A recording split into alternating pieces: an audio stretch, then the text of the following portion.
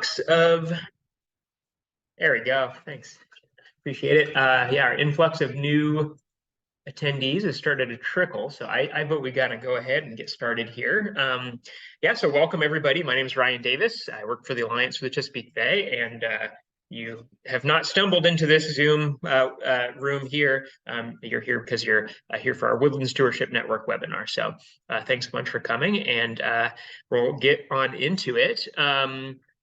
So here's what we're going to discuss today. I'm going to go ahead and take a crack at sort of introducing this concept so that we're all kind of on the same page, talk about our experience in running some programs that we have over the past couple years, how that's worked and all the parameters of it. And then we're going to hear from a bunch of different partners and have a really great discussion for the rest of today. So we're going to look at some case studies of how this has been shaped in different geographies, which is, important. Our contexts are always important. Our resources, our programs available, the state agency roles are all different everywhere. Frankly, in the country, but especially regionally too, where we're focused. And so it's really good to hear from different people how this has worked and different pros, cons, and areas of opportunity. So on that note, we're also going to talk to several foresters who have been key in implementing this program and Woodland Stewardship Networks generally in the last couple of years, and then some agency partners, state agency partners who have been helping implement it. So we're really looking forward to it. It's 2023. It's late 2023. Everybody's been in a bunch of these things now, so y'all know the drill. But just some kind of housekeeping things here. Feel free to use the chat. I think everybody's automatically muted as you kind of enter the room here, but we want there to be a lot of discussion. Sometimes it's kind of hard to do via webinar, but hopefully it'll still happen. And we encourage you to ask questions and things at the end of each segment. If you're like me and you'll forget what your question is, you can put it in the chat and we'll get to it there. And then any other kind of issues you're having, tech stuff, somebody's muted, that kind of thing, go ahead and put that in the chat as well. And my colleague Jenna, who's helping out with all the background, all the tech stuff, will be there to help you out or to stop me so that we can get you on track. Okay, now with that said, I think that's it. Oh yeah, well, one more kind of introductory thing here. I always kind of especially like to explain, with this topic here, it's a very forest stewardship focused target, forest outreach target, and our organization has an estuary in the name. So, who are we? What are we doing with forestry? What does this have to do with the Chesapeake Bay? So the Alliance for the Chesapeake Bay has been around since 1971. We are a watershed focused nonprofit. So we certainly do work in and on the Bay, but only a little bit really over the whole 52, 53 years, whatever, of our existence as an organization. Most of our work has been up in the watershed. We have 4 program areas, all of the focuses of which are building that watershed resiliency. So not only with our landscapes via our agriculture, our forest program, our green infrastructure program to help out in urban areas, but also the resiliency of our communities to be able to react to all the change that's coming. And that will always come, as we know, as ecologists, the only constant in this world is change. So we focus in the watershed and we focus with our communities and we try to fill gaps in existing programs and work with as many partners as possible. So there's a couple of my colleagues on the forest team here today. I am on our forest team. My role is a senior forest projects manager, and our role is kind of simple. We all learned in ninth grade biology or whatever that the cleanest water is from forested watersheds, right? So our job's easy. We just try to have as much forest cover and as much functional forest cover in the watershed as possible. And so how I like to say is we're trying to increase the quantity and the quality of that forest cover in the watershed. And then key to that, there are 18 million residents in the Chesapeake Bay watershed. And so trying to increase the stewardship for forest cover or even just trees generally among those residents is really critical because that's, watershed restoration is kind of death by 18 million cuts, right? Every single individual is interacting with the watershed and we need everybody to be as educated and engaged as possible. All right. And I did mention, our partnerships, we are a small organization. We've grown a lot in the last couple of years, but a critical part of our DNA, I would say the core of how we have worked for over 50 years is via partnerships. We were kind of started as just a coalition of various partners and engaged citizens. We don't do anything without partners. And this project that we're going to really tackle here today, and this whole idea has really been a result of our partnerships with these and others. And I'm sorry if I've missed anyone who's on here who has been a part of this in the past. And you're going to hear from some of these partners as well. And so it's not just funding, but actually helping with everything from on the ground to the ideas to the outreach. We really thank everybody for their role in that. Okay, introductory matters out of the way. Let's see, we've had a couple more participants. This is recorded, so folks who missed the beginning can always circle back to it. So let's get on into it. So Woodland Stewardship Networks. This is an approach that we've piloted the last couple of years to solve a bunch of problems that we're going to kind of get into, a bunch of barriers to forest stewardship. Something that I have really enjoyed. One of the many things I've enjoyed about this project in the last couple of years since we started it is working with people across the country who have very similar problems, it turns out. So at conferences, where I'm presenting on this topic, I'll then talk to people who are also there who are from Maine or Florida or Oregon, and those complete opposite polar sides of the continent, and everyone has similar problems to forest stewardship. These problems are just rampant across our entire continent, of personalization, of a lack of education, of a lack of ability to get past some of the barriers to management. So this was born specifically, this kind of exact concoction of helping landowners to work together was born here in Pennsylvania, in the Mid-Atlantic, and in Maryland. But I think it applies pretty much to everywhere. So we're excited to hopefully here, I think, talk to a pretty national audience about it today. Very specific to our landscape, but again, I think some of these trends are commonplace across the continent. But some context for kind of how this was born. Our landscape here, in the Mid-Atlantic, and I'm sitting in Pennsylvania right now. We're working with secondary growth. We have very little old growth left. And oftentimes it's, the third, fourth generation post clear cutting, depending on where exactly you are. The last kind of big cut, the last pretty landscape level effort of clear cutting was at this point 80, 50, 100 years ago, again, depending on where exactly you are. And the management that we've had since then has been spotty, we could say. And so what we have is most of our landscape is relatively same aged. This chart down here, and these are from a really excellent report that was put out in, I want to say maybe 2017 by the American Forest Foundation, Hidden in Plain Sight. And it's about this issue of, private ownership and how that can be a barrier to landscape level forest management. But this is pretty illuminating here. I find when you're looking at early successional habitat and the more late successional habitat, the departure from the historic condition is pretty shocking, where 24% off from the early successional and 36% off from the late successional. And obviously it takes a long time to build a late successional condition, but and we're seeing this kind of impact a lot of our industry. And a lot of our landowners and a lot of the resources that people are looking for, like wildlife resources that we'll get into in a little bit. So again, this is, I think, not unique to Pennsylvania here. This problem of the personalization and property size, and it's not a problem in and of itself, but it causes some of the problems that we'll get into. I think this is commonplace and increasingly across the continent. So Pennsylvania specifically is mostly private, vast majority private land. 84% of our land is private and 70% of our forest cover is privately owned. So we have massive state forest resources. We have a really awesome, huge national forest as well, but most of our forest cover is privately owned.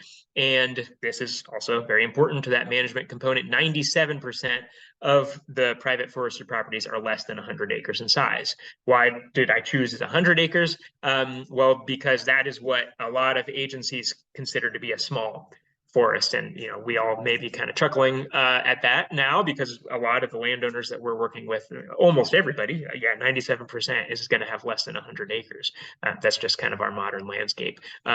These charts here, I think, are super interesting. So the one on the right from the Yale School of Forestry, showing, and of course, you're going to have only a few landowners that have a massive amount of land, over 500 acres. But because it's so many acres, that's going to take up, in that tan on the right, a lot of area. But most of our landowners, we can see down there, have 10 to 49%. 10 to 49 acres of land. It looks like 75% or so. And then the reality is that the cutoff is 10 acres. So we know that in the Chesapeake Bay watershed, in particular, 67% of our forest properties are less than 10 acres in size. So that's going to have a huge amount of impact on how our entire forested landscape gets managed, and the options available to people, right? And then this pie chart here on the left, again, from that Hidden in Plain Sight report that came out a few years back, a little over half of our ownership is family property. So that's another kind of factor here. The industrial private forests are taking up a lot of the area, but a lot of the ownership is small families who, again, are maybe going to have less resources available to help them make decisions that are going to increase the resiliency of our entire forested landscape.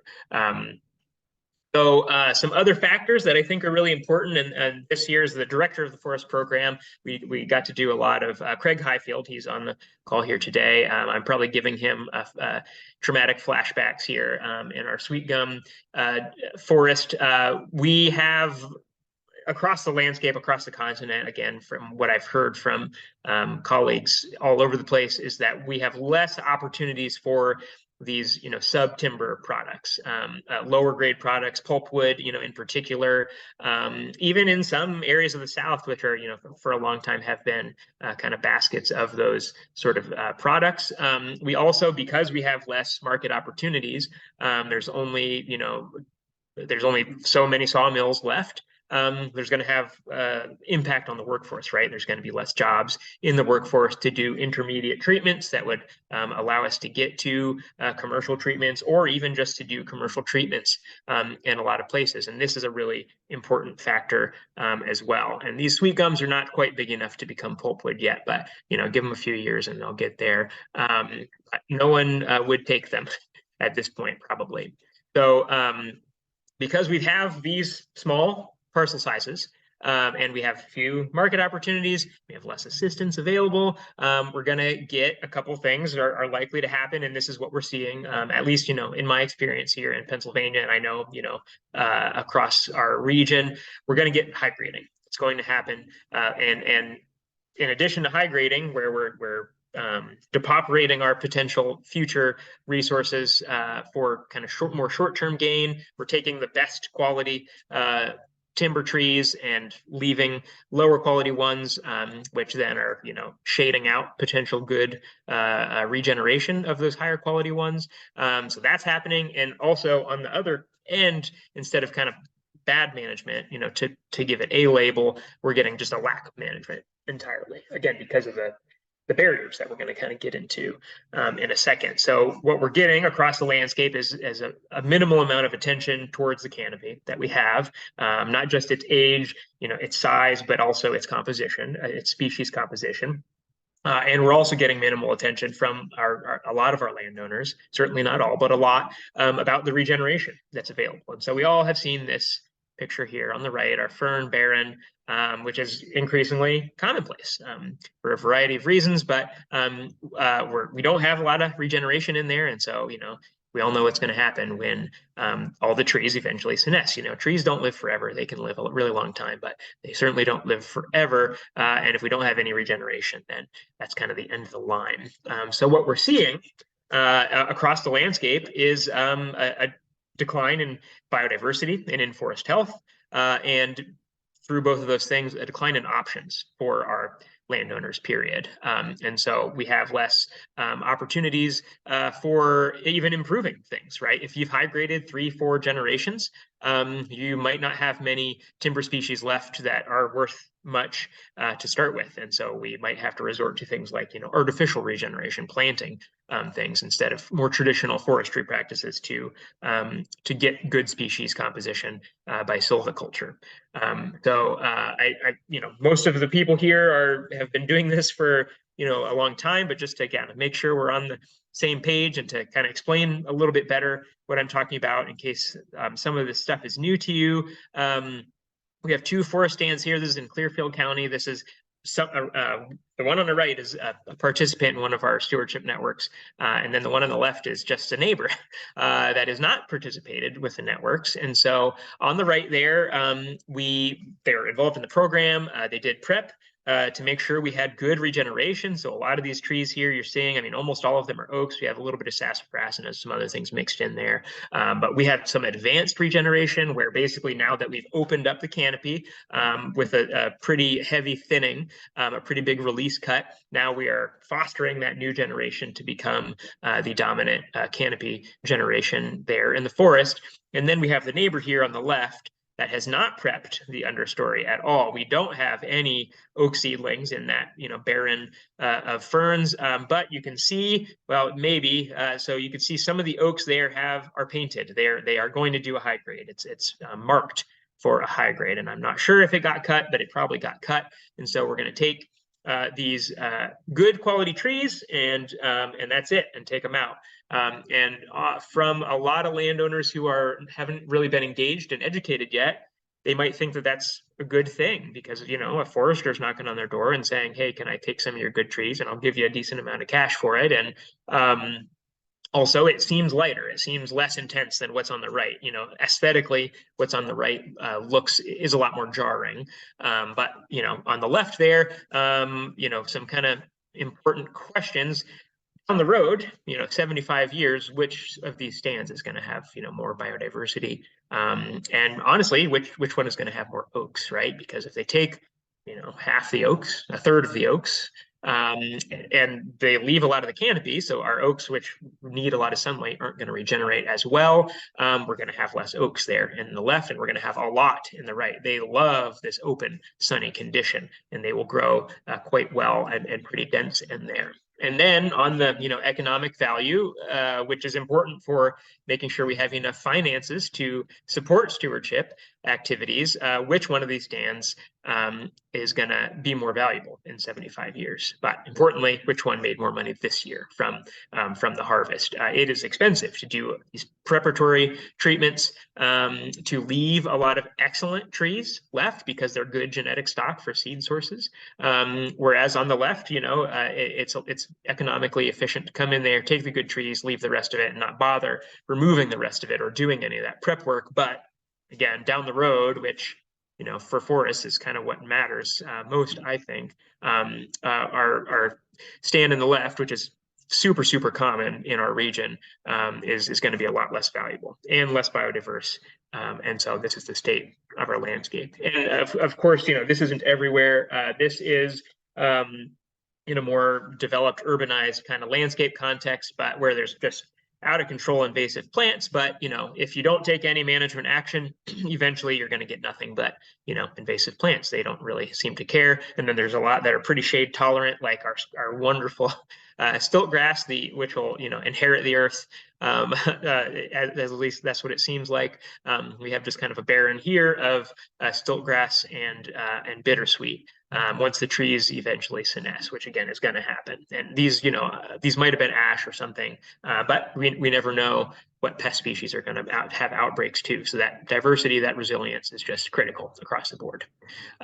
So I mentioned the wildlife impacts, a lot of landowner perspectives. That's what matters. They're not thinking about kind of timber value necessarily, but most of them, and we'll look at some stats in a second, they do value the wildlife and the forest health in general. And we are seeing tremendous declines of species that rely on either young forest or on diverse forest structure. So even very charismatic species like the whippoorwill and our ruffed grouse. Ruffed grouse obviously is a specialist of those kind of teenage, stands, a super thick pole stands, scruffy habitat where they can hide and they can eat a lot of buds in the winter. Whippoorwills rely on the nexus of different forest ages, and I really, both of those are, some of my favorite sounds in the entire world are ruffed grouse drumming. I guess that's less of a sound and more of a feeling, that you get in your chest,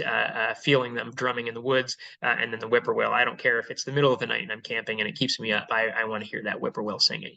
And then on that note of the diverse forest structure there, the species on the right is the cerulean warbler, beautiful little songbird, which, people care about a lot less, I'd say, likely than the ruffed grouse and the whippoorwill and many other species, but they rely on this diverse forest structure, and they are a lightning rod type species. There's a lot of funding out there available for them in various places because they are steeply declining, and they need that diverse forest structure. But again, we have less of it now because we're either not managing or we're managing in an unsustainable way. Again, most landowners care, they want to do something, but not that many actually end up doing something. So here again, that report, I'll plug it one more time, I think here, the Hidden in Plain Sight report.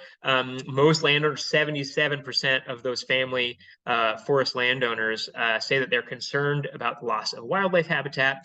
43% self-report that they are actively managing their land to improve wildlife habitat. And I want to, well, let's couch that, right? Because that might be, planting some corn or something. People might be, who knows what people are reporting they're doing to improve wildlife habitat. But, not everybody who cares is doing something, is what I'm going for here. Really, half roughly are actually doing something about it. And I think a lot of it is kind of a lack of opportunity and education, right? A lot of people, you don't have to pass a test to own a forest, and you shouldn't have to. But you should have resources available maybe to you. So most people don't know. I'd say most people, maybe many people certainly, but most people likely don't know that forest management is important. They think, oh, the woods are the woods, they take care of themselves, right? We've all heard this at various points. Also, from a very pragmatic, realistic standpoint, getting a management plan itself is quite expensive, and the activities that are going to be recommended in that plan are also typically quite expensive, and they're not going to pay off in a return for good quality timber harvest for potentially a generation or two, right? And so that's a huge barrier for activities actually happening. Also, increasingly, because we have these really small properties and we have that diminished forestry workforce, it's going to be hard potentially to attract a forester to a small property. Let's say it's a 15-acre property, and most of our our forest landscape is composed of these really small ones. It's going to be hard to get a forester to come out there unless it's for a ton of money. That is probably going to be an impediment to getting them out there to write a plan or to do the implementation work. Luckily, we do have a lot of cost share programs around the country. NRCS obviously has EQIP, which is one of the primary funders of a lot of forest management habitat improvements. But it's hard to get in that pipeline, and it's a lot of properties don't rank high enough to get that plan written. A lot of properties, even if they have the plan, aren't going to rank high enough to get cost share to enable these implementation practices to happen. And then on the the kind of final note here, even if habitat is being created, my background is in forestry and wildlife biology, and from the wildlife context, it kind of doesn't matter if you have perfect habitat if it's the only habitat, right? The island biogeography concept, and this species here on the right, the golden wing warbler, was actually some of my kind of motivation to put some things together in my brain that eventually kind of snowballed with a bunch of other pieces coming into the Woodland Stewardship Network program. At my former job, I was doing surveys for them, and I would go to a beautiful clear cut that looked perfect for golden wing warblers, and I would listen to them, do the survey, I'd play a feedback, and I'd listen for them, and there usually wasn't any. And then, I go back to the car and I punch into the GPS the next patch where I'm supposed to be, the closest patch where I'm supposed to be doing the survey, and it's, on the other mountain. And so that the literature says that these golden wing warbler patches need to be no more than half a mile away from each other to actually contribute to population growth. So that's a huge issue for some of these species, either ones that aren't super charismatic, like the golden wing warbler. I mean, they're cute, right? But people don't care about them as much as ruffed grouse. But also ruffed grouse, they can't, they don't know, they're not going to be able to look around for habitat patches from an aerial like we will for them, right? And so they need those patches to be relatively proximate to each other and able to actually allow growth of the population. So I've already beat this horse dead here, but I just wanted to kind of throw in this personal example of kind of what this actually looks like. So this is my in-laws' property. They have a house, and then my father-in-law's a welder, and then they have about 7 acres of woods there in the back, and they, didn't really do much with it. This is from my deer stand that I have set up there that I'm not very successful in, but they had a high grade back, oh boy, I don't know, probably about 20 years now. They had a daughter going to college, and timber guy knocks on the door and says, "Hey, can I take some of the cherries out of the woods?" And oh yeah, sure. I don't know. We, sometimes we'll go down there and kind of hang out, and the daughters will play down there and whatever. But that's what the woods are for. And sure, go ahead and harvest them. And so now what we're left with, and we do have some pretty cool things there. There's a ton of hemlock. This is up in Wyoming County, PA, which is sort of northeastern PA. It's a kind of a hemlock beech forest, but oh boy, those are two species that are being really impacted by pests right now, aren't they? So what do we have left? And the hemlock all has woolly adelgid, and some of them are senescing. There's beech bark disease. I haven't seen the beech leaf disease yet, but the beech bark disease is getting kind of gnarly down there. So what we have is we have sweet birch. And we have a couple other species. There's sugar maple, and we tap them, and there's some red maple, and there's some yellow birch, and you might even be able to see that yellow birch in here, but it's mostly sweet birch. And so from a financial standpoint, what can we do here? It's 7 acres to generate some money to go into managing so that we can increase our diversity, increase our resilience, have maybe some oak species in here, have maybe get some, foster the white pine. There's a couple of huge, beautiful white pines in here, get some good regeneration of white pine. We don't have a lot of options. We can't take anything out of here that's going to help finance that. And it's 7 acres anyway. Who's going to come and help out? What program is this property going to be eligible for? But the reality is this is the entire landscape, right? This is most of Pennsylvania is just little 7 acre, 8 acre, 15 acre little chunks that people do care about, but haven't really done anything with except maybe say yes to somebody cutting trees. And, not everybody, but this is oftentimes it. So, what can we do for our entire landscape? How can we have a healthy forested landscape? So we need to work on a bunch of things, right? As the stewardship professionals, as the forestry professionals and agencies, we need management and just stewardship in general to be easier to start, both on the kind of education side, the awareness side, and the access to assistance programs side, right? Management stewardship needs to be less costly for the landowner if we want it to actually happen. And it needs to be more efficient for the forester, or else even if we have funding and we have a willing landowner, but there's no one to do the work, it's not going to work, right? And then the final point, maybe this is a little bit icing on the cake, but if we want these ecological returns from stewardship that we're anticipating, we need it to be additive to each other across the landscape. We can't have a perfect island of habitat for ruffed grouse, and it's the only one in the county. That's just not going to help, right? So a little way we figured out how to kind of solve a bunch of these problems in one sweep is this approach that we call Woodland Stewardship Networks. And this is not the only time something like this has ever been done. I'm not saying we're the first people to invent this. And this came from a bunch of different things that kind of looked like this, kind of cobbling them together, some of our past programs and some other ideas other people have had. But the idea is we're taking properties that are near each other ideally next to each other, adjacent, connected to each other. And we are just synchronizing a couple things to start to build in the scale and the efficiency and the access to programs to get people over these barriers. So we want forest management plans to be written for all these properties that are kind of in this network together with each other, to be written at the same time by the same forester, because again, we need that scale and that efficiency to kind of start to step in. And then for the actual management phase, once the plans are written,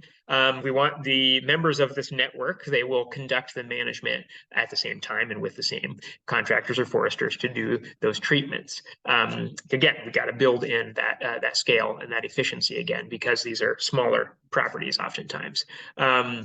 What this is not is a kind of dissolving of the property lines, and now we have this kind of big co-op and we all sing kumbaya around the fire kind of thing.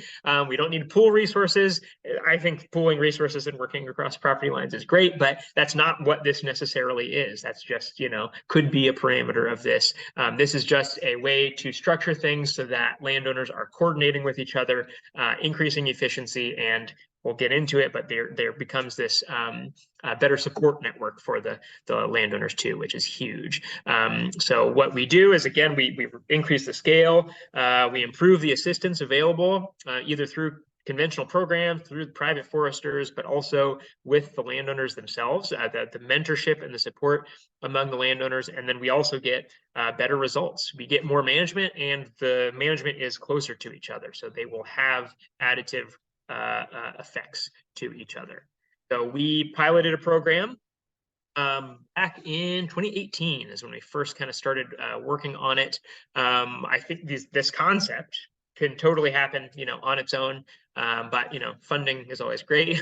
Staff to help coordinate things is always great, right, for any program. And that's what this was. We kind of came up with this sort of package of a program to do this approach to increasing forest stewardship. We got some funding from National Fish and Wildlife Foundation. Thank you, NIFWF. And what we did is we started building these networks. And so for all the properties in a network, everyone receives a forest management plan that's compatible with EQIP, so they can take that and then immediately go into seeking funding for implementation. So that saves a lot of time and gets them over that very sometimes high barrier of getting started on management. And then additional benefit, we had funding through the grants to pay for, well, we just call it a voucher. It's basically a reimbursement for any activity that's prescribed in the forest management plan. So what this does is it gets people started in actually doing that management, or maybe it's gap funding in between what EQIP will cost share. For the most part, what happened was people would either pay for equipment to do a lot of the intermediate work themselves, or they would contract out some very basic preliminary invasive plant treatment, stuff like that, while they're waiting for the other funding to come in. And it's been pretty great. So how this program works, we start with somebody who's interested in forest management. We call them the keystone. They're kind of the person who calls their county service forester and says, hey, I'm interested in doing forest management. Can you help me get started? And so what we do is we then take that landowner and we have a meeting with them, and we try to get them to invite as many of their neighbors as possible. And we want as many of the kind of potential partners and agencies that'll be involved to be there too. Some people think that can be overwhelming, but I think it's good to have kind of a big group to bring a lot of support available. So after that meeting, and we have people signing the agreements kind of ready to go, and all the agreement says is I'll let a forester come on here and write the plan. They don't have to do anything by signing up for the program. We give them 3 months to grow the network as big as it gets. They have an incentive. That voucher amount is based on how big the network is, and then also how big their property that they're putting into the program is. And so they are incentivized to talk to their neighbors who maybe they don't have a great relationship with, but if we can get 50 more acres involved, then they'll get more money to go into the management of their own property. So it's a huge incentive for them to do that work to grow the network. 3 months was just an arbitrary number. We needed a deadline because I'm like our landowners, I need deadlines myself too, or I don't ever get around to finishing anything. Once those 3 months are up and we kind of shut the tap off, and loosely, sometimes, if somebody comes in a couple weeks later, that's okay. This is a grant funded program. It wasn't a ironclad. It wasn't a federal thing with a huge cutoff, right? But then we want the keystone landowner. Once the network is built, all the landowners are signed up, all the neighbors are ready to go. We choose one consulting forester to do that work. And so here pictured on the right is Mike Eckley, who we'll hear from on our forester panel later. Again, really important that we have one forester to do all this work. Really, really important. We can't have, that's what's building in a lot of the scale and the efficiency. So they write all the plans for all the properties separately. So that entails just the normal process of writing a forest management plan, meeting with the landowners, getting their objectives and their goals figured out, doing the surveys, getting the data, crunching the numbers, running the analyses, and then producing that forest management plan that is approved by the agency that is in charge of approving these forestry plans, and then also NRCS, getting the approval so that we can actually use these plans for something.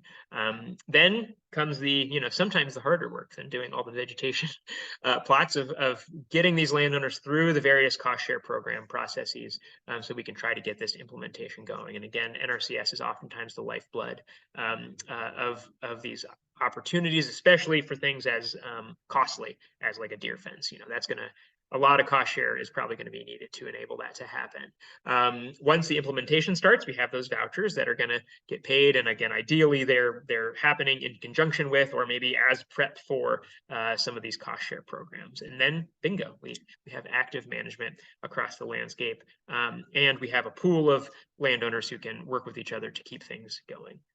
Checking my time, I got to kind of pick up the pace here. I thought I was going to finish way early, but I'm just getting excited here talking about this stuff.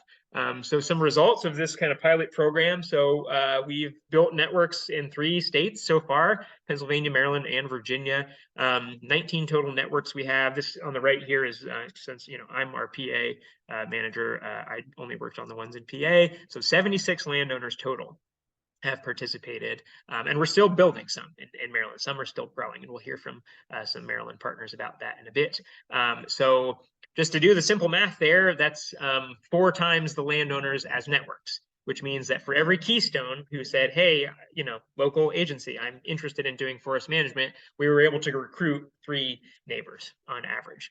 That's huge. From the kind of magnification of results, right, from the stewardship professional side, that is tremendous. That is a huge, huge, huge win. And then total, under either a new management plan or ideally active management. Not everybody does the management, but we have 11,423 acres enrolled so far, and it's still growing. So it's been, I'd say, a huge success. And we've gotten funding from 2 different sources, from, again, National Fish and Wildlife Foundation, NIFWF, for several different grants, and then also the U.S. Forest Service for a landscape scale restoration grant, which we're on the back end of. We're finishing up here soon.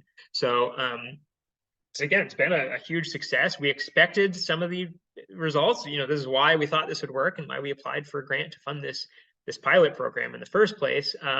More people have management plans. More people are actively managing. The landscape it becomes better and more resilient. And again, hopefully we have that habitat connectivity. That is kind of the idea. But what we didn't expect, I think, is way more exciting, is a bunch of other really cool results. So that whole, the mentorship, the landowners being more self-sufficient, able to support each other and help each other with technical assistance and with kind of motivating each other to take steps and take action, and meeting together with agency people or with the consulting forester to keep things going at a bigger scale was huge. It was really excellent. Here on the right is a screenshot from one of our networks, which I think you're going to hear about from one of our partners here in a little bit. They have their own newsletter that I get their newsletter 4 times a year, and it makes my day every time. They're writing articles about invasive plants to look out for and what you should, your EQIP application deadlines and all sorts of stuff. And so they are an actual little organization now. All these neighbors who are working on forest management together. It's been fantastic. Again, from the conservation organization and sort of agency perspective, really high efficiency for, instead of meeting with one landowner and then waiting until the next person kind of volunteers, or going and tabling and no one ever, kind of wants to do anything except ask you kind of silly questions. You start with that one landowner and now you get 3 or 4 or 5 or 7, additional landowners, neighbors that you can work with. And it's just way more efficient at doing that outreach. A very powerful tool for recruiting landowners to actually starting their stewardship journeys. So this has been great. Have this funding. We get over the barriers very quickly. The vouchers have been especially helpful at incentivizing both participation and actually doing something once the plan gets written. But obviously there's not always going to be money available. So I wanted to give some kind of figures of what this does actually cost. Our average costs, it really varies based on a bunch of different factors, but we're looking at 21 to 56 bucks an acre has been our average across a bunch of different grants.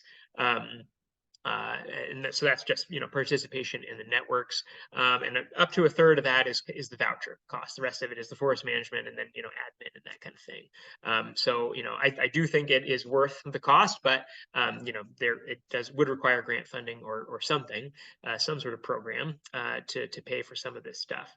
I do think I kind of encourage people to think about it. It doesn't have to be a standalone program. It might be if funding was being sought for something else, maybe this could be a mechanism within that to get more boost out of say a warbler focused forest management program or something like that.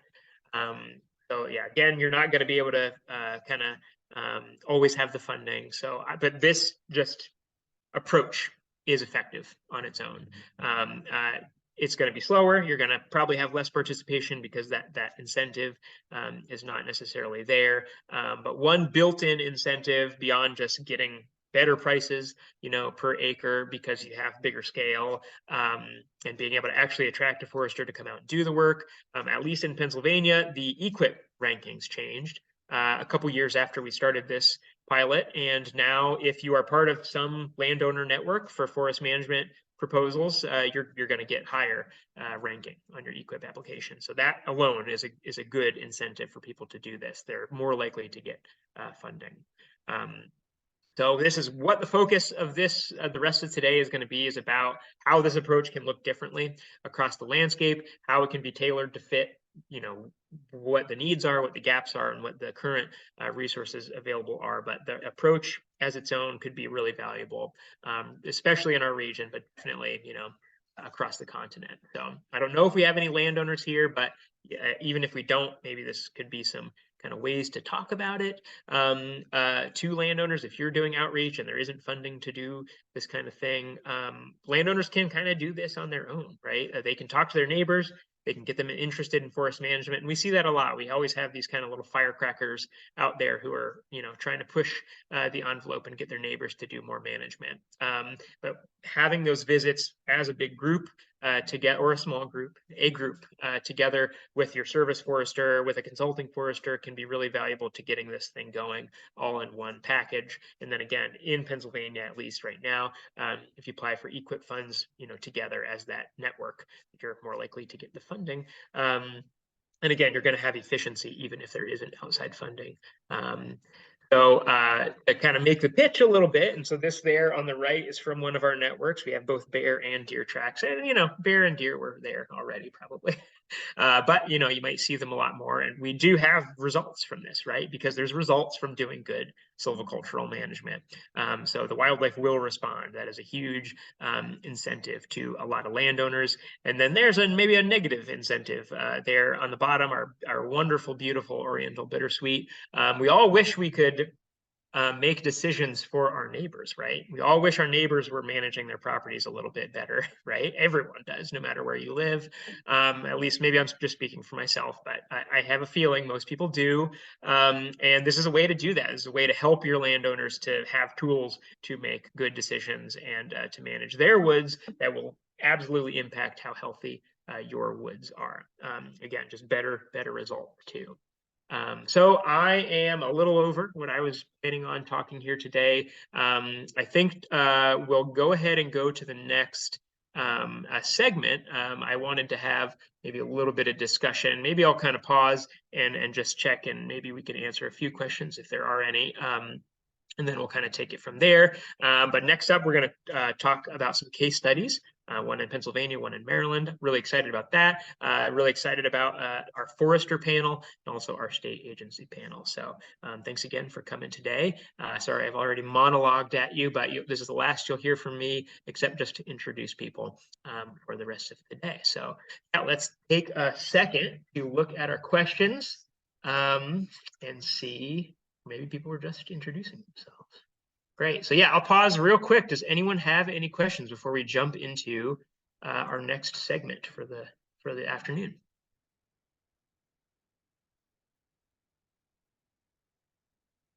Great. Yeah, save them for later. Okay, wonderful. So thanks again, everybody who has participated in this. We're going to hear from a bunch of them here today. But again, we couldn't have done this work and had this huge success without every single one of our partners who helped out on the project. Okay, so let's go to our next segment. So Susie and Bob, are y'all ready? So we are going to hear from, via presentations. I will get, here we go. We have our agenda pulled up here. Oops.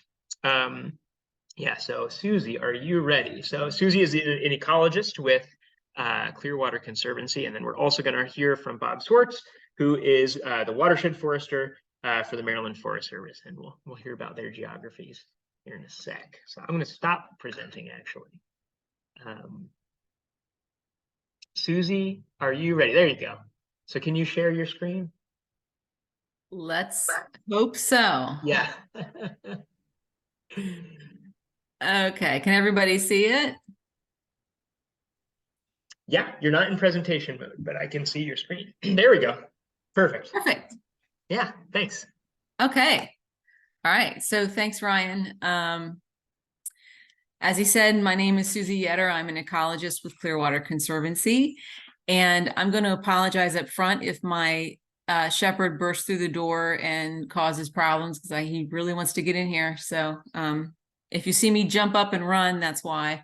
Let's see. So this is sort of the summary of what I'm going to talk about today. A little bit of background on Clearwater and our landscape conservation initiative called the Scotia Barrens to Ridgeline Initiative, which we really utilize the Woodland Stewardship networks. It was a very big help with that initiative. So how that fit in, I'll talk a little bit about the networks that were created through the outreach in our initiative, the progress with those networks so far, and some things that I think were the keys to their success and some future recommendations.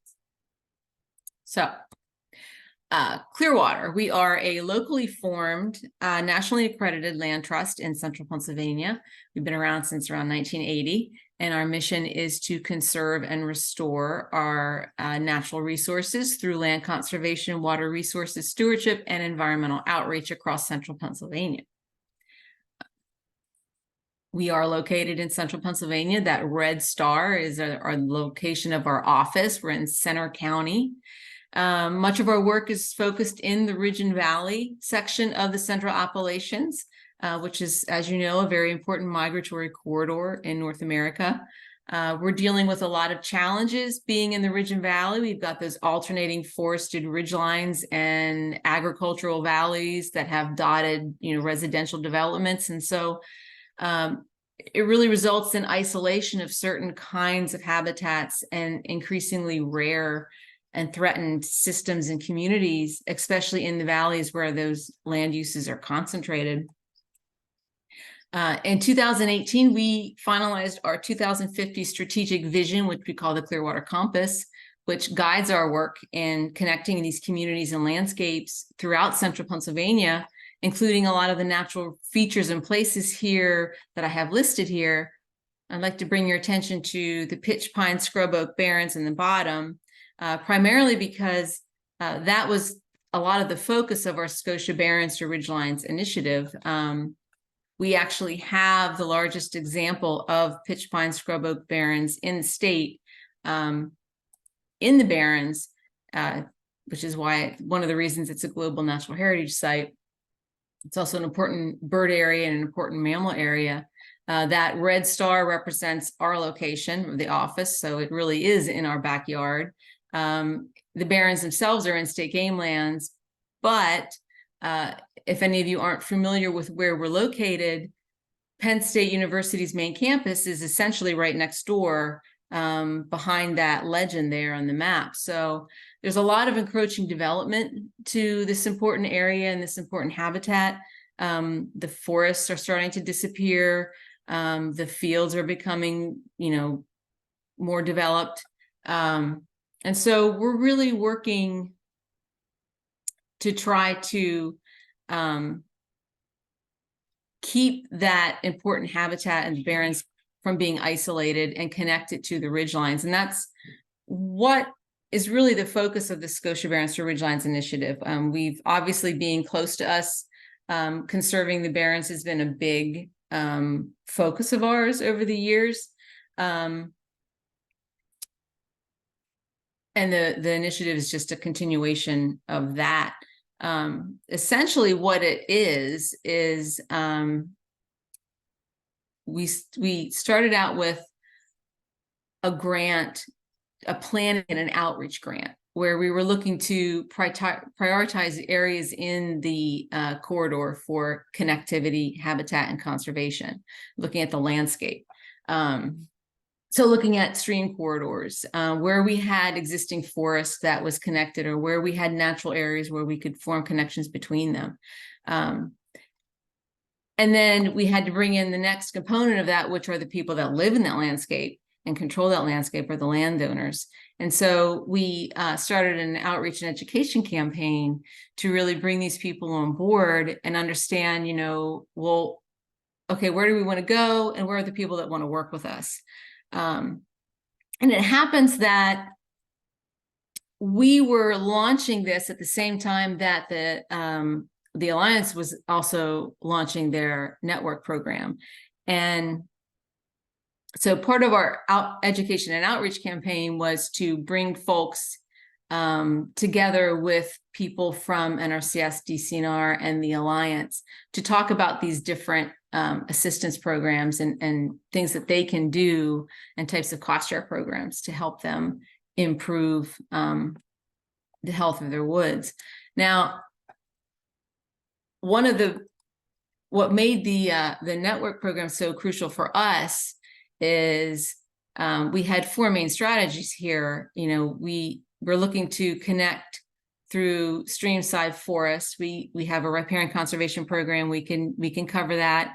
We're an accredited land trust. We have a land conservation program, so protecting these areas, we got that covered. The Barrens to Ridgelines initiative, the funding, we had funding in place to cover the outreach and the education, but we did not have anything to really do anything about the forest management and do anything about the condition of that forest. Ryan did a great job of establishing the importance of making sure that you're going to have a forest in the future. And a lot of these forests in the area in and around the Barrens have been high graded many times.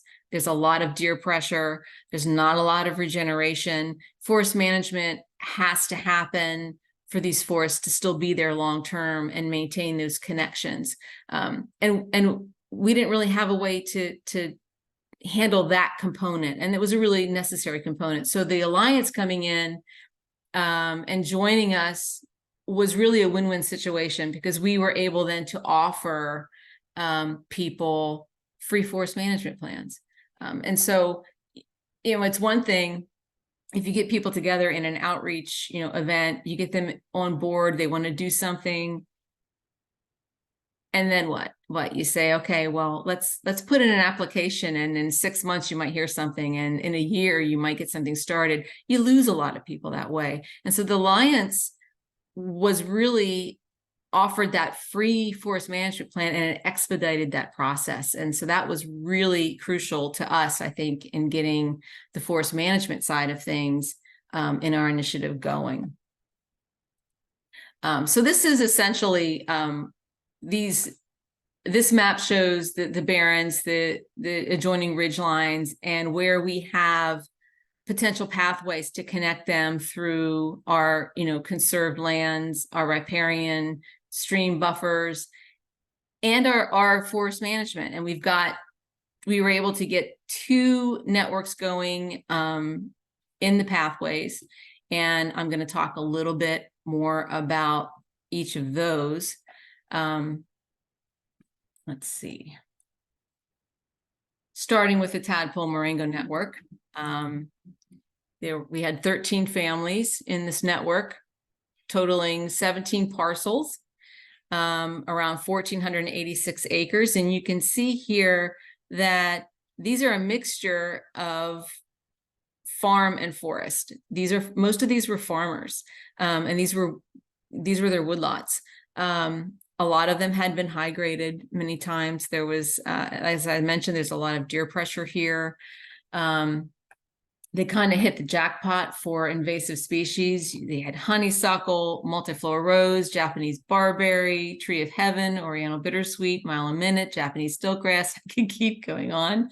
And as I mentioned, a lot of impacts from deer browse. And so the chances of these forests being forested in 75 years or 50 years is virtually none. So getting action on the ground to improve the diversity of these places, I think was really important. And you can kind of see too that these are areas of edge forest. It's where a lot of the invasives were coming in. So improving the composition of these areas is also then going to benefit those neighboring properties that they have more mature forests, they have less invasives. The blue that you're seeing there at the top of the map, that's Penn State's Weaver Tract. So it's managed through Penn State's Forest Land Management Office. So it's a managed forest. And so there's benefits then to these, adjoining properties as well. Let's see. Where we are right now with them, they obviously had to have a lot of prep work before you could do any kind of stand improvements. And so 10 of the 13 families have remained engaged after getting the forest management plans. They've taken steps to try to implement those plans. Several of them contracted for herbaceous and woody vegetation management as per their forest management plan guidelines. And then the others opted to use their voucher dollars to purchase equipment and supplies and do the work themselves. But all of these areas outlined in red have had, they've started down the path of implementation and getting those areas prepped so that they can start regenerating. We also have 2 of the properties had NRCS EQIP grants awarded. One of the properties, they're actually donating an easement to Clearwater, so it will be permanently conserved in 2024. And then several of these properties also have been working with the Conservation District and other partners to restore the streams alongside that are running through their properties as well.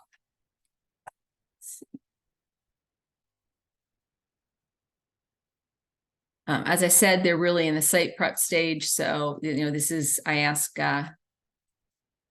Mark to give me some photos, some before and after photos. So this is one of the properties. This is the property that we're actually conserving before and after treating the woody multiflora rose. And then the other network that I wanted to talk about is out on Warriors Mark. This is 3 properties, 3 parcels, two families. They're hunting properties. They're all forested. And we did a similar thing where, give me a minute here.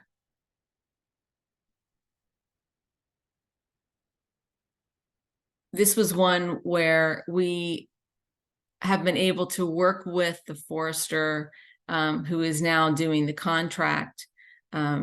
You all know who you are. I don't know if you want to speak up and add anything to this or not, but he was very gracious. We're actually able to get implementation done on this property as a combination of, I had some implementation money in the next stage of the Scotia Barons Initiative. Between that and the contractor being willing to work with us and within our budget, we were able to convince then the landowners to cough up the other 50%. And so we've been able to treat the woody invasives on all 3 parcels within this network as well. So we're getting off the ground. I mean, going from the plan to implementation is expensive, and it's a hurdle for many landowners. And so I'm happy to see that we're able to actually start getting off the ground for that. One of the things about the keys to success, first and foremost, going out of the gate, I think having that collaboration between the Alliance and Clearwater as a local partner, I think really helped persuade people of the need to do these sorts of things. It provided a synergy between the 2 programs, and then bringing in that got the landowners interested in becoming a Keystone landowner. Certainly being able to provide that free forest management plan without an obligation to implement, and being able to provide it in a timely manner was very important, I think, to getting these things off the ground. The personality of the Keystone landowner was very important. And those that I worked with were really enthusiastic. They were great organizers. They were great motivators and good communicators. And these skills were vital, not only in bringing people into their networks, but also making progress on their plans and their implementation, and increasing the overall knowledge base in the group about what forest management is, why we need it, and how to look at a forest. The local assistance, that's having the forester there nearby, on hand, sort of at a moment's notice, was absolutely, I think, really vital to the success of these networks. Being able to be that point person to provide guidance, and it isn't something that always the Keystone landowner can do. So having local people around to assist is, I think, very important. Streamlining the transition from the forest management plan, getting that in place, and then implementation. And what I mean by this is, in both my cases of the networks that I helped with, the forester who wrote the plan was also able to come in and start doing the implementation. And so it took that difficulty away for the landowners. They already had that relationship. They knew who to talk to and where to go. The contractor was already familiar with the plans and could advise them on what to do, because a lot of the landowners, when they got their forest management plans, it was like Greek to them, and trying to understand them was difficult. The flexibility of the Alliance was also really helpful, not only in getting the network started and bending the rules a little bit. If somebody had 8 acres, well, they're right next door, but they turned out to be really good neighbors, and were able to motivate people. It was worth putting them in the network. Flexibility in how they spent their voucher dollars, I think that was also important. And then finally, really important was the relationship between these landowners, their interest and their desire to learn. The folks at the Tadpole Morango Network just took this and ran with it. This is the newsletter that Ryan was talking about. We would get together and have meetings about, how to choose their forester. I brought in different possibilities, and they interviewed and they chose their forester. We had walk and learns. I got Dave Jackson, who was with Penn State Extension at the time, and Tim Cole, our service forester, out there, and we walked people's properties, and they helped them learn how to look at the woods and read the woods and understand how to identify different kinds of invasive species and why that was important. And it got them motivated to do the work on their own properties. And the newsletter was was phenomenal. This was the brainchild of one of the network members in the Tadpole Moringa network, and she puts it out on a quarterly basis. And it was a real great platform for communication and for motivation. I mean, they had articles by Jim Finley. They talked about, you know, they had a meet the members section. They had an ask the forester section. They had sections where they talked about other work that was going on the neighbors' properties and on members of the network's properties. And it provided a place for the forester to provide updates and communicate with everybody on what they needed to be doing. So I can't say enough about about that in particular. The other thing, these were comments from the Keystone landowner. I actually had lunch with her coincidentally the other day, and I asked her about the networks, and she pointed out a couple of things that without the Woodland Stewardship Network program, she probably still wouldn't have a forest management plan. It gave her a place to start. And let me point out that this is a lady who is very informed and very active. She is a forest stewardship. You know, she's part of the forest stewardship plan. She volunteers with the Center for Private Forests. She's very well informed, and she didn't know where to start. She was having difficulty figuring out how to get a forest management plan, and really doesn't think that she still would have one if it weren't for this program. She also pointed out how a lot of the neighbors were very skeptical, and you know, the way that the networks worked by bringing, you know, bringing neighbors in and introducing the concept, people they already trusted, because a lot of people were like, well, this is too good to be true. So that was really, I think, a helpful aspect from the program that got these things off the ground. And also, you know, there's 13 families here. 10 of them are continuing with the work, and they will continue doing the work, even though I think a lot of that depends on available funding, both on their own pockets and in cost share programs. But it's still, I'm pretty optimistic about that. So overall, I think recommendations, this is really just a summary of those keys to success.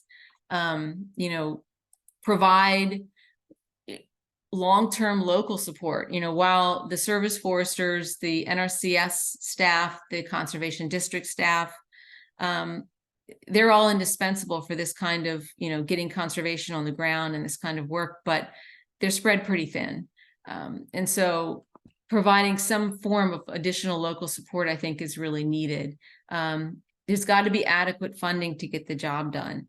A lot of the cases where we were able to get funding in play or to get implementation in place wasn't from one funding source. It was from partners piecing together, you know, a little bit here and a little bit there so that we could at least get some real implementation started.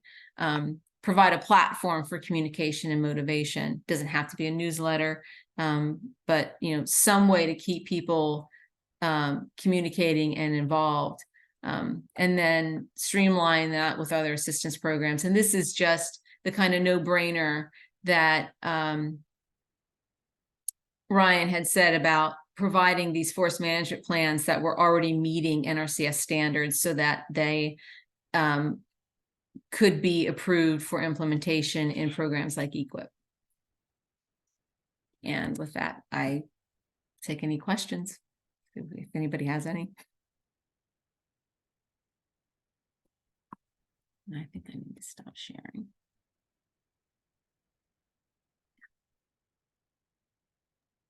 Thank you so much, Susie. Yep. I will pause for more questions, but I did see Nikki Lee in the chat here. Hey, Nikki, asked a question, which is going to be interesting to hear from how things worked in Maryland. In PA, the Alliances program had a cutoff that kept shrinking. At the first time, it was 15 acres. And then we realized like, oh, there's a lot of like 12-acre ones that, like Susie said, could be really good. So then it went down to 10, but we made a lot of exceptions. So I guess it depends on, a lot of different factors, but I think that's valuable to have that flexibility in there. But in Maryland, things are going to be a little different, which I'm excited to hear about. Looks like Tessa McGann here had a question. Susie, is Clearwater Conservancy going to try to establish more networks? Well, I mean, I think we can use the model. I'm not sure how we're going to do it without that funding. And so it's going to be, I'm hoping that, through this webinar, we get some ideas on how we can do it. I'm certainly open to trying. Yeah. May not have answered the question, but, without that pot of money, yeah. But I think that if we can get money to do forest management plans following this model is, yeah, we'll continue to follow the model. Thanks. So that's a good point that, yeah, if there's money for forest management, plugging it into something like this can have other benefits outside just getting the, forests managed or the plans written, right? So this one's interesting. Susie, I don't know if you have a good answer for this.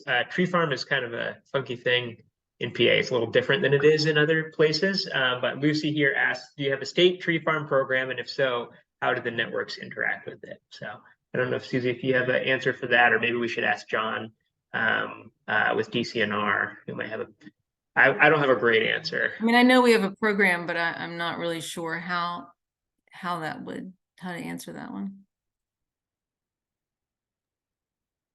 Yeah, so maybe John, you can address that later if you aren't ready to. There we go. He's ready. I can hit that. Yeah, I can hit that. As far as I know, they don't interact with the networks at all. As far as I know, we do have a state tree farm program, and it's had some setbacks in recent years where there's a lot of landowners that were in tree farm that have since dropped out because they did go to a certification system. But I believe there's talk about dropping the certification system now. So hopefully the membership will bounce back from that because there was a fee to stay in tree farm with the certification. Yeah.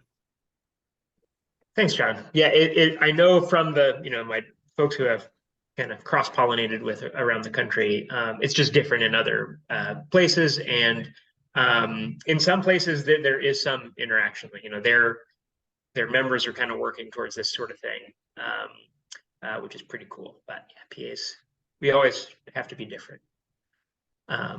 Great. Any more questions from Susie before we go over to our other case study for the afternoon? Awesome. Well, thanks so much, Susie. Really appreciate it. Bob, on to you. So our next case study here is from Bob Schwartz, who is with the Maryland Forest Service. He is a watershed forester in, would you say central or western Maryland? Bob? Western Maryland. There we go. There we go. All right. Thanks. Cool. Thanks, Ryan. Can you see my screen okay? Is it the right? Perfect. Yeah. Right one. All right, cool. So yeah, so like Ryan said, my name is Bob Schwartz. I work mostly in Washington and Frederick counties. And the Forest Service in general kind of works to restore, manage, and protect Maryland's trees, forests, and forested ecosystems to sustain those resources, as well as connect people to them and to the land. So these Woodland Stewards networks offer us the opportunity to kind of tackle all of that, some of the issues with that. So Ryan teed it up really well in his first presentation. We're looking at one of the landscapes in the woodland, one of my Woodland Stewards networks on the left here. And you can see all those issues that Ryan mentioned, that parcelization, invasive species. And then Maryland has several important climate corridors that run through it for wildlife migration. So how do we conserve those and protect those as the climate changes so they can be useful? This whole picture is about 5,000 acres. That's 340 landowners, 15 acres a parcel. How do we even reach that many people, let alone get them the information, even minimal information about things like not planting invasive species in their landscape that will escape into their woods? And this Woodland Stewards Network offers an opportunity to promote stewardship, as well as make it affordable for those landowners. So looking at our project area, this is the Mason-Dixon Woodland Stewards Network project. It's in partnership with the Alliance, and you can see three of these networks are active. Two in Washington County is the little county in the middle that's sandwiched between Allegheny to the west and Frederick to the east. The two in Washington County are active, and then the one on the left in Frederick County is active as well. And I'm going to talk about two of those as case studies that sort of contrast and how we set them up and what some of the issues and opportunities are based on that. So the first one is the Catoctin Stewardship Initiative, or CSI. We initially picked this area. This is like your classic government wants to work with a particular area. So we picked it because of some rare upland seepage bogs and rare threatened and endangered plants that occur in them, as well as for our now retired Frederick County foresters connections up there. Some of us thought that maybe Mike just wanted to say he worked for CSI before he retired, and that's why we named it what we did, but I digress.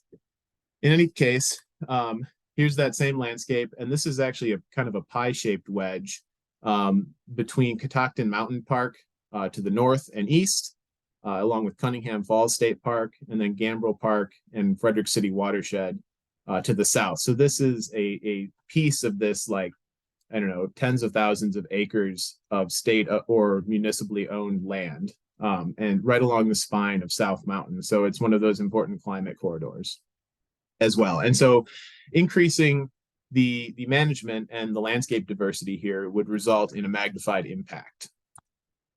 So we had our first meeting just over 2 years ago. These figures seem sort of in line with some of the networks that Susie talked about. 16 properties, about 1,300 acres. We set it up to be governed by a committee, which is a little different, I think, than other networks. Since we sort of went to a bunch of these bigger landowners and said, hey, we have this program, we'd like to sort of pilot it with you. This whole area has a number of permanent conservation easements on it already. And so we were trying to kind of piggyback on previous efforts as well. So this committee is governed by the main landowners. And what that means is that I end up in kind of a coordinator role. And it added some work for me, which is fine. It's part of what pays for me to be here, but it is a different setup than other networks. And so we've got several projects in the proposal phase. One is funded. It's like a emerald ash borer restoration project. So we're clearing dead ash and the inevitable multiflora rose understory that occurs when the ash die, replanting trees. But so far for this network, one of the main benefits has been increased landowner education. So we did a Woods in Your Backyard course there, Craig Highfield and I and some other partners. And if you don't know, that's a great program that sort of Maryland Extension put together with a bunch of the other extension services in the Mid-Atlantic. It basically walks landowners through the steps to create their own management plan if they have a smaller acreage property. And then, of course, in Maryland, where it really differs from PA, is the fact that we write stewardship plans for landowners. And so there isn't this barrier of forest management plan or stewardship plan acquisition for them to overcome. So we kind of cut that step out. So education has been a big part of this. And so the other network that I wanted to profile in contrast to CSI is this Little Antietam Land Stewards Network.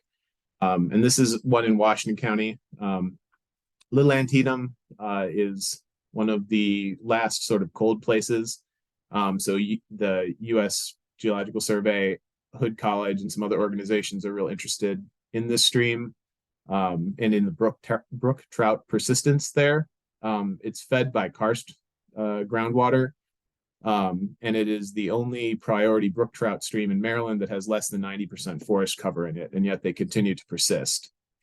And several years of full farm planning actually brought brook trout back to one of the streams in this reach. So we know that it can be done. And on the left there is some previous landscape planning work that was done by one of our foresters. So we're trying to leverage that as well. So there's a picture of kind of all the parcels that we're working with in this area. I don't have an acreage figure for you, but you can see it sort of breaks up into these almost three mini networks. The one in the middle there, where you see Unger Road and Brook Lane, that's sort of our main keystone landowner that has been really active. She is a retired, she worked for the Bureau of Land Management and then was a native plant designer, landscape designer. So she's very into restoration. She has been talking and doing this before we had a fancy name for the program, doing this with her neighbors. So this was kind of a natural fit. And we have helped through grant funding and with the Alliance, a tree planting, a prescribed burn, and then we've got or are getting funding for a second planting with the forestry mulcher site prep work involved. And one of the more interesting things that we're working on putting together, you can see the power line that cuts through part of that. That is all 5 landowners along that strip, as well as First Energy, are totally okay with us piloting prescribed burning under high voltage lines for integrated vegetation management to help them mitigate some of the work that they have to do on the woodies underneath those transmission lines. So stay tuned for that. And to wrap up, I had kind of a short presentation and lots of time for question and answer. I wanted to highlight a couple things a couple parallels between Susie and my takeaways. Keystone landowner is incredibly important. Somebody that's enthusiastic and willing to go talk to their landowners and do that peer-to-peer advertising for you. I can tell you that the 2 networks, the Little Antietam Land Stewards and then the one that I didn't profile in Washington County, has some real go-getter Keystone landowners. And I hear from them all the time. And the Catoctin Stewardship Initiative, because it's sort of set up by committee and nobody has that sort of clearly defined leadership role, it's a lot more effort to get things put together up there. The sort of timely manner or inertia at the beginning part that was on Susie's slide also applies to mine, I think. Having that continued contact and setting up those continued events and those continued points of contact in any outreach effort is what really drives things home for people. I think it's like 7 contacts before somebody makes a decision to do something. So really staying in touch with those networks and making sure that your Keystone landowners are willing to do those kind of contacts and frequently talk to people. And then the flexibility with accommodating various objectives. So something floats everybody's boat, right? And so you want these sort of overall goals for the landowner networks, but then the flexibility to accomplish other land management goals as they arise. And the Alliance's flexibility with their funding and with their partnership has been crucial for that. So as far as opportunities for working with these networks, we had a question about the parcel sizes. I think the biggest parcel in one of our networks is 647 acres. And that's that big one in the Catoctin Stewardship Initiative on the right side. And then our smallest is like 2.3 acres or something. The network that I didn't profile is actually it's 94 landowners. It's an HOA community in a forested landscape where the overstory is mostly intact, and where it's not invasive shrubs in the understory is just a bounty of spring ephemeral wildflowers. It's on a limestone ridge. It's super duper high quality. So how do you maintain that kind of quality in this landscape where the average lot size is 3.5 acres? None of our programs can cover that, and those programs don't exist at sort of the landscaper level yet. So how do we fill that void? And I think this is one opportunity for that. They've done a 6-acre tree planting on their community property. And we've signed kind of set the date for a couple of conservation landscaping and invasive species workshops next year. So hopefully that hits some very non-traditional partners, non-traditional landowners using this program. And another thing is building this trust by proxy. There are a lot of people that I would not have met if their neighbor didn't go, "Oh, you got to talk to this guy. It's great."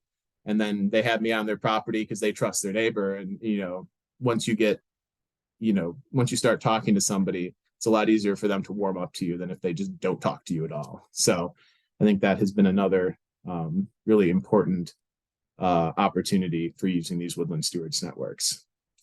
I think that's all I had. So there's one of the biggest chinkapin oaks in Washington County. Thanks. Awesome. Thanks, Bob. And that is a lunker. I've never seen one that big. Let's see. So does anybody have any questions for Bob? Don't see any new ones in the chat. And I had heard about the HOA one, Bob, but I didn't realize it was 94 landowners. Yeah, not Good all for of them are you. signed on, but yeah. That one's been pretty interesting. Thankfully, that's one of the ones with a very go-getter Keystone landowner, and she also happens to be president of the HOA board, so she's just dragging everybody else with her one way or the other. It's that would not work otherwise. Wonderful. All right, any questions for Bob? And up next is a break. So maybe people just want more coffee. But feel free to direct, I'll throw you out there. Feel free to direct message Bob there. I think, I don't remember if you had your contact info, but he's easy to find online. Okay, great. And we'll be back here in a bit. Okay, we got one. Oh, there we go. Thanks, man. Appreciate it. You're brave. No, Bob will be great. Okay, so let's take a break. We're actually pretty much on track despite my rambling too long in the beginning. Let's come back at 2:35. So we're going to start back at 2:35, and we are going to start back with our forester panel. So we're going to hear from 4 foresters, 1 in Maryland, and then 3 up here in the Keystone State of Pennsylvania. So great. All right, I'll see y'all in, well, we had 6 minutes, but I'll see you now in 5 minutes. Thanks.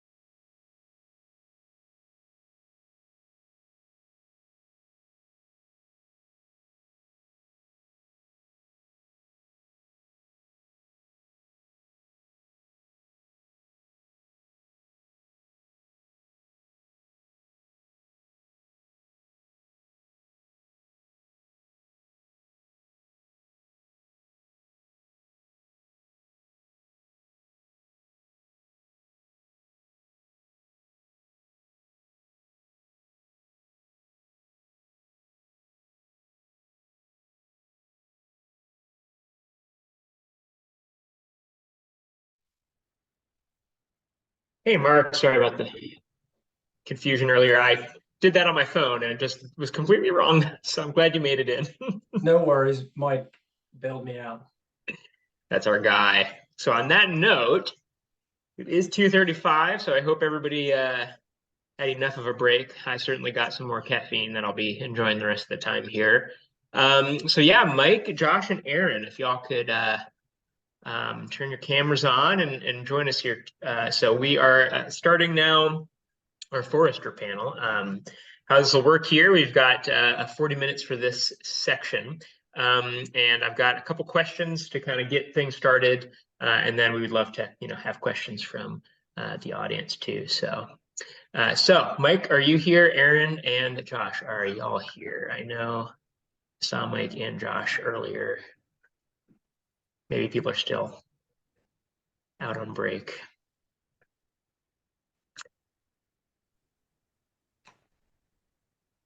Mark, glad you made it. Yeah, how about it? Yeah. It only took two of you to straighten me out. Yeah. And one of me to be completely unhelpful. So, all right, Aaron, or I guess Bob, are you stepping in for Aaron on the? Yeah, I guess so. Oh, Yeah, okay. he's still mopping up a fire. So That's pretty important. Yeah. Good. Well, great. Awesome. Okay. Yeah. Well, thanks everybody. And so, this difference has already been kind of illuminated. I think it's one of the cool things about this sort of approach and program is it's very tailorable for different contexts. And as Bob mentioned earlier, in Maryland, their service foresters and watershed foresters write stewardship plans for private landowners. In Pennsylvania, that gives us, let's say, opportunity for the private sector. So our three panelists here today, joining us are Mark Banker, Josh Rittenhouse, and Mike Eckley. And all of them have participated in the program here since pretty much its start, or since it moved up into kind of more their geography of kind of central and northern PA. So I am going to start, maybe let's start, we can kind of run through, everybody can kind of answer each question, and then we'll kind of discuss a bit, and then we'll kind of move on to the next, and then we'll open it up for questions. So let's start with Bob. You're on the full screen on my screen anyway right now. So, well, I guess you already introduced yourself and told us how you work with landowners on forest stewardship already, but if you can give a little bit more detail for this context. sure, yeah. So we work with landowners to do, we write stewardship plans. We help people do tree planting plans, look for grants, manage their funding. All our plans meet NRCS requirements. So they also do that thing where NRCS can just look at your plan and go, oh yeah, that's the plan, translate it into our language and go. And then for Woodland Stewards Networks, I mean, a lot of what I do with the landowners is that outreach component, and then kind of help them dream. Honestly, what would you like to see? What are you trying to do with your property? There's one in the CSI network that I forgot to talk about this part, but there's 3 or 4 of the larger landowners are interested in doing kind of this invasive shrub removal project, and then follow that up with a variable density thinning to try to attract diversify their landscape and attract some of those things like cerulean warblers and ruffed grouse that, if you look on eBird or iNaturalist, are up there, but they're definitely not on their property because the habitat isn't right. They can't, they can't even like patch switch into that area to use it for part of their life cycle. So how do we diversify that? So a lot of that, but yeah, that's about right. Awesome, thanks. Over to you, Mark. If you could introduce yourself and tell us how you work with landowners on forest stewardship. Sure. My name is Mark Banker. I live in State College. I work full-time with private forest landowners. I do, all the stuff you might think of, management plans, implementation, timber sales, all that kind of thing. I focus mostly on implementing projects, most of which are funded by outside sources like the ones we've been talking about. That's what I enjoy doing the most. I'm a licensed herbicide applicator, so I get involved very heavily in that, especially during the growing season. And I've worked all over Pennsylvania, but mostly I work in the central part of the state and in the Poconos. Oh, and in the interest of full disclosure, I'm not a forester. I'm a wildlife biologist, but I've had a lot of good training from a lot of good foresters over the years, and I can do it without screwing it up. That's how I feel too, Mark. I feel sometimes like I'm a poser, but yeah, we've all marked enough trees to count. Right. So, Josh, over to you. Can you introduce yourself and tell us how you work with landowners? Hi, everyone. Josh Rittenhouse. You'll see here on my Zoom tab that it says Audubon Mid-Atlantic. I work for Audubon Mid-Atlantic full-time as a senior forest program associate. I'm here today on my own behalf of my own business that actually was started and inspired through these networks that I was contacted in 2020 to start doing some inventory work. And then from there, the ball's just kind of been rolling with the punches. So in my spare time, I enjoy doing all the things a consulting forester does full time. So I am a forester by trade. I have my bachelor's and master's degree in forestry. Although I work for Audubon, I'm not a wildlife biologist. And unlike Mark Banker, I only know enough to be dangerous. So a lot of times, I'm like, well, I'm coming at it from the forestry perspective. I'm not an ornithologist, but I definitely do work with landowners a lot that like that nexus of forest management and wildlife habitat. So that's been very important to my career so far. If I didn't mention it already, from Central PA area, and Pennsylvania is where I got to work with a majority of the networks. So thanks, Josh. Over to you, Mike. All right, good afternoon. I'm Mike Eckley. I am a consulting forester living and operating out of the Du Bois area now. I think I cut my teeth with the state of Virginia, learning how to write stewardship plans for private forest landowners. And then from there, about a decade with the Nature Conservancy, learning how to write very top-notch gold standard FSC certified plans for larger, more complex landowners, led me to starting my own consulting business about 12 years ago. I really wanted to keep a thumb on the pulse of working with private landowners, particularly, the small acreage ones that are sometimes underserved. And over the last 12 years, I think I've worked in maybe 15 counties, so not all over the state. I enjoy forest assessments, management planning, and helping landowners kind of jumpstart their forestry program, giving them confidence that what they're doing is going to lead, hopefully, to a targeted outcome. I view myself as a matchmaker because I don't provide turnkey services when it comes to all facets of pre-commercial and commercial forestry. With that said, I also hustle as an annual 36 weeks a year lecturer with Penn State Du Bois to provide a little forestry flavor to their wildlife technology program. Awesome, thanks. So let's go back. I'll try to remember that order that we were in. So I remember we started with Bob. So can you tell us about, you already gave us some examples, but maybe another one, we want another. A Woodland Stewardship Network project you participated in that went well, or is going particularly well, and what sets it apart?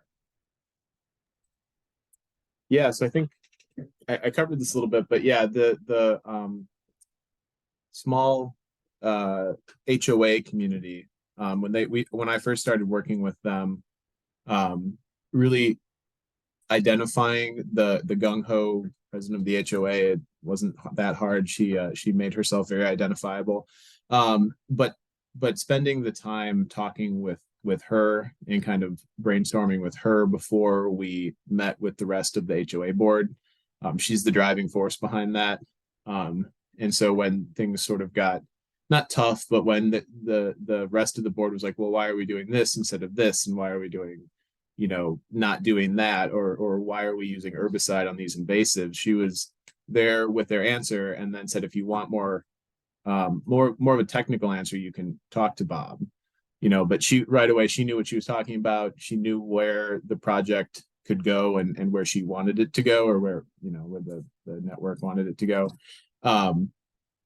So and what that ultimately led to was a 5-acre forest edge mulching to push back invasive shrubs, treatment of all as much as we could of those kind of destroyed stumps, and then planting of 6 acres of much better forest edge habitat, as well as some new forest in their field that had been hayed to death for 40 years.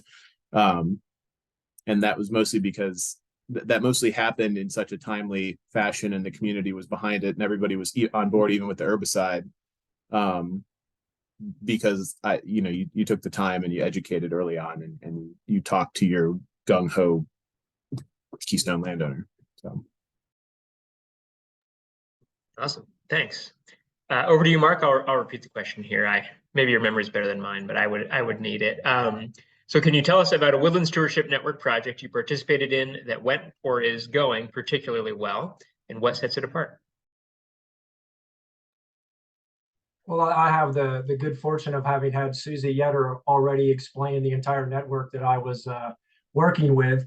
That the 13 landowners west of State College, the Tadpole Marengo group, as we called them, 13 landowners, and I got involved after everyone had been pulled together, which was, an incredible feat.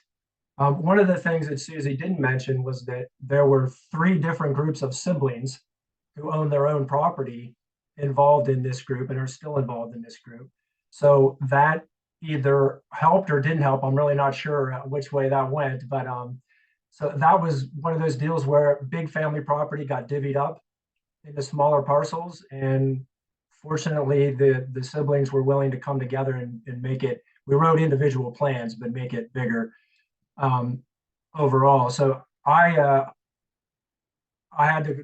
was in charge of collecting all of the field data for the management plans. And then I would do a little bit of writing so that in a way that I felt like the landowner could understand. I tried to put what I saw out there in plain language, so that was a part of the plan that they definitely could read and understand what was going on. And then all that data went over to Clyde Braun, who's a whiz at putting all this stuff together. And he can put a plan together that is ready to go for the NRCS down the road. And that's not something I can do.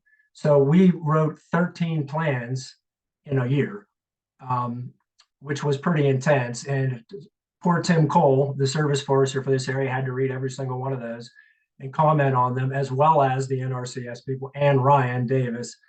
So greatly appreciate all that hard work. That was a lot. And that's just one thing they had to do. This group of 13 on top of everything else they had to do. And everybody was right on top of everything. As Susie pointed out, this was a close-knit group. They all knew each other previously. And again, many of them were relatives. They pushed each other. They challenged each other. We had late afternoon and evening meetings. Many times we ate a lot of brownies. I live only 15-20 miles away, which is great. So I was pretty available for the meetings. Susie comes from much farther away. She was at a lot of them as well. Tim came to some, Ryan came to some. So just a great effort, not only from the volunteers who were just so engaging, and many kind of alpha personalities that really drove things forward and are still driving things forward, but also the hired guns have stayed the course. They keep showing up, and it's great. So it's been good. I have continued to be engaged with them, mostly on the herbicide side of things. About 4 or 5 of the landowners have gone ahead and not only used their voucher money, but have also gotten NRCS contracts to manage the exotic vegetation and competing vegetation. Because, like Susie said, many of the stands had been high graded or picked and plucked over the years, and the invasives had really come in. And there's farmland all around, a lot of sunny edges where the invasives have a chance to really get rolling and then move into the woodland. So we are still very much engaged with these folks, and it has worked, and it has worked well from both a volunteer and a professional standpoint. That's awesome. Thanks. Over to you, Josh.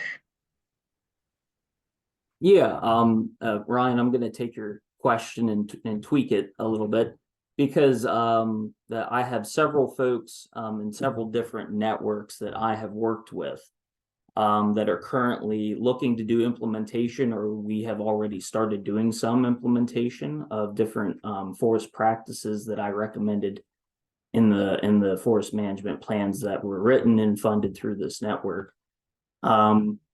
I didn't get a hard count, but I think in about 2 or 2.5 years, I still had plans rolling in 2022, as Ryan probably well knows.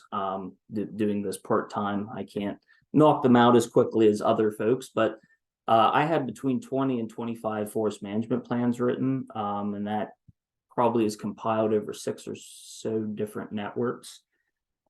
Just about every network, except for I believe one, has at least one landowner who I'm currently working with to get their plan implemented, or they're at least applying for external funding with the USDA. Several folks have sought out or at least got estimates from the American Forest Foundation Family Forest Carbon Program in areas where we thought that would be suitable. A lot of times that is really my go-to to areas where I look and say this overstory really cannot afford to be high grade in the next 20 years. Let's utilize, carbon storage. Susie shared the one network that I got to work with this summer where we did woody vegetation management through herbicide application, and that's in Warriors Mark. Each of the landowners within that network are now applying to EQIP to get more funding to continue that invasive plant management. I have a landowner in Huntington County that has acquired an EQIP contract, and I will be working with him to implement that plan over the next 5-6 years. And that has a large swath of different things going on, from vegetation management to tree plantings, to chop and drop work that really would not be possible outside of having a forest management plan and then pursuing other implementation. And then in working with a local university that had properties in several different networks, I'm happy to say that now trying my best to get management implemented on a couple hundred acres. And I guess all this to say that there has been a lot of work that's going on the ground. There's been a lot of work that went on after the plans were written. We hope to try to continue that work, and I even try to keep contact with some of the folks that haven't been as active. But I'm happy to say that roughly 1,200 to 1,300 acres currently are either seeking funds to get their management plan implemented, or they've already started doing some forest management. So.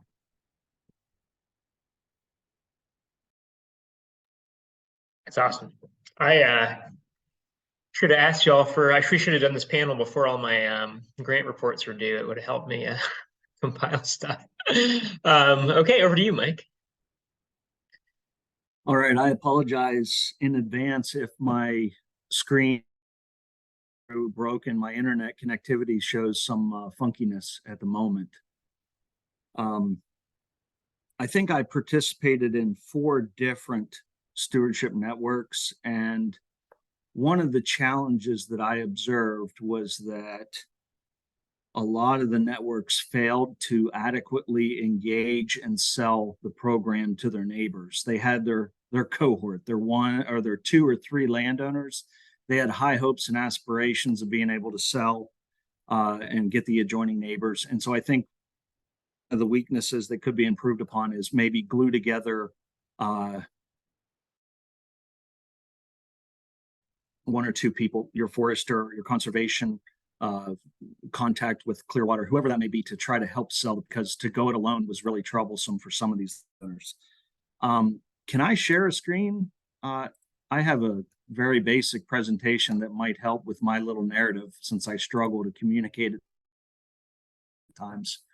I was very fortunate because one of my networks, I was a landowner within. And so it's stationed in the Pennsylvania Wilds region of the state. The focal area was surrounded by public land, so high conservation value. And as you're alluding to in your presentation, The ownership pattern is small parcels. Historically, 2 large estates that collectively between the two were 2,600 acres, sold off as camp lots, averaging 30 acres in size, as small as 4. And so you can imagine the hardship of trying to engage these landowners, many of which are absentee landowners. And I thought, well, if I can be the nucleus, if I can be the forester and the person advocating to bring on neighbors, this would be a good test of your program. So your program was launched. It gave me kind of the tools that I needed to sell something with less paperwork, less bureaucracy, and I loved it. However, I don't think I accomplished the goals that I set forth, and there were a variety of reasons why. Here, this map shows the focal Edgecombe subdivision, which is 1,200 acres, and then when I became a landowner down here, I glued these two portfolios together in hopes that I could bring about at least learn who my neighbors were and get them to buy into at least a management plan. And so what was accomplished in 3.5 years of just trying to catch up to neighbors and knock on doors? Well, we were able to produce 8 management plans, 6 of which were sponsored through the Woodland Donors Network. And to my surprise, 2 of the plans were actually paid out of pocket. The landowners were a little skeptical of participating, but they still were curious as to how a management plan could help them. And the beauty of it was the scenario, the forest conditions were very similar, so the messaging was pretty much the same. We're small. We tried to harness the energy of the NRCS and entities, that being NRCS, Bureau of Forestry, Game Commission, the Alliance. The challenge was so, to buy in, and when we had buy-in, it was sometimes tough to bring to life a commercial forestry operation, that would maybe have the right composition, but just not be big enough to make it incredibly profitable. And so it was a little disjointed because we had multiple projects come to life, but they were not all at once. And that would have made life easier to take a landowner like you see here that has a weird shaped property. And instead of having a standalone 10-acre project, if we could have glued 4 of these together to make 4 adjoining properties or close by properties that we could have sold as one commercial harvest, bring a spray vendor in there, and instead of tackling 10 or 20 acres at a clip, do 50 acres. But we kind of knew that was going to be one of the challenges.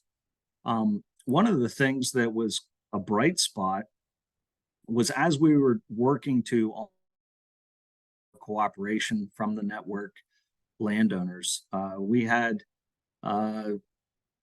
forest pest issues associated with gypsy moth, now known as the spongy moth. And that actually brought on better communication that was initially leveraged through the network efforts. So although we had a lot of landowners that were resistant to participating in the network, they were more than eager to cooperate in terms of a spray cooperative. And after 3.5 years, we accomplished 372 acres of management planning. Again, 6 formal plans funded through the network.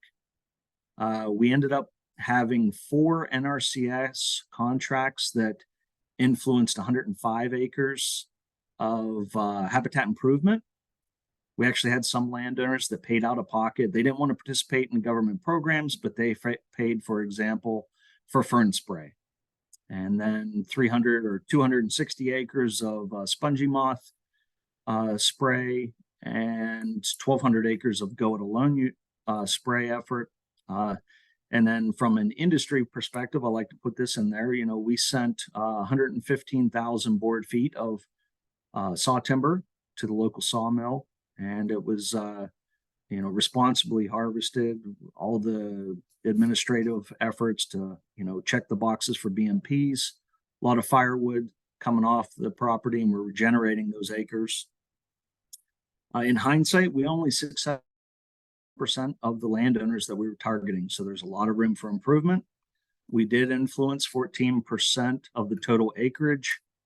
And the other thing that I really valued from this effort is it's real, and it's an example that we can showcase to students to help them understand the challenges socially, ecologically, and economically. And some of the lessons learned, we did a survey, a follow-up survey, to try to engage these landowners. And one thing we learned was the average drive for these absentee landowners is 3.5 hours. So we think that's one of the bottlenecks. Is a lot of landowners may not want to participate just because they're not there often enough to be comfortable to go forward with stewardship. We have a lot more data to tease out, but I wanted to share that, and I'll turn it back over to you, Ryan. Yeah, thanks, Mike. Appreciate it.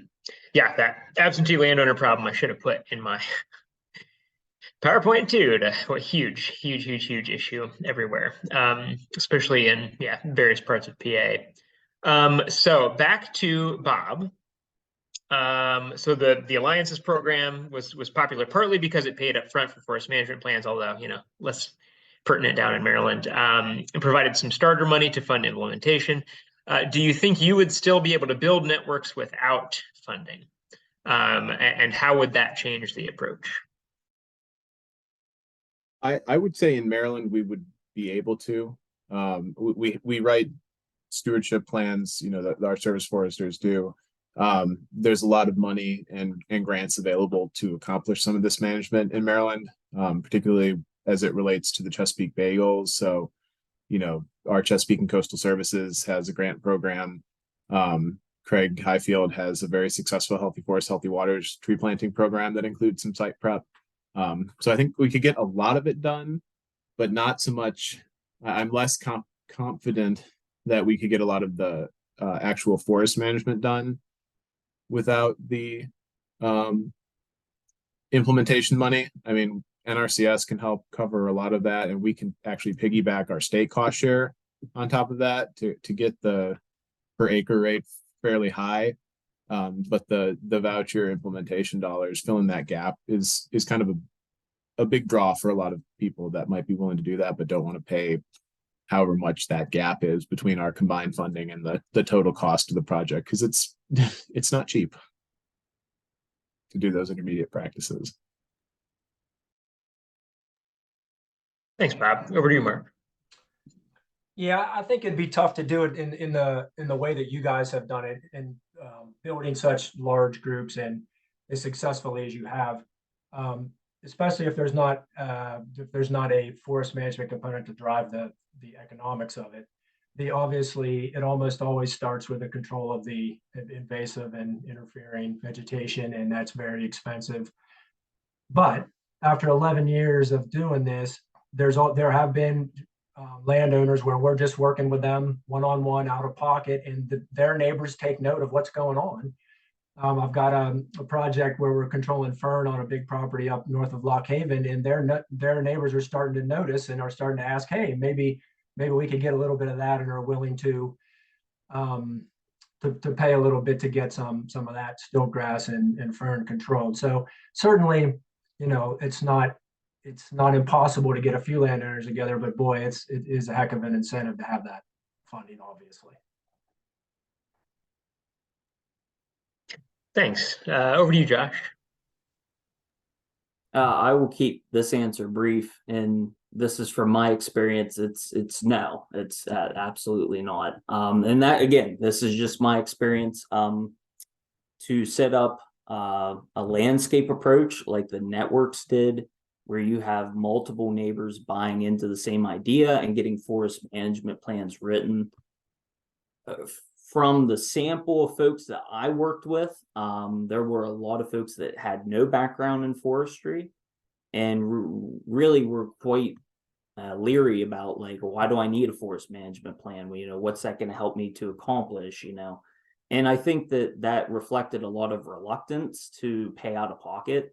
I can certainly say, and Susie Yetter would probably agree to this, that I probably also got to write a fair amount of plans because I do this part-time and I charge lower rates. I'm cheaper.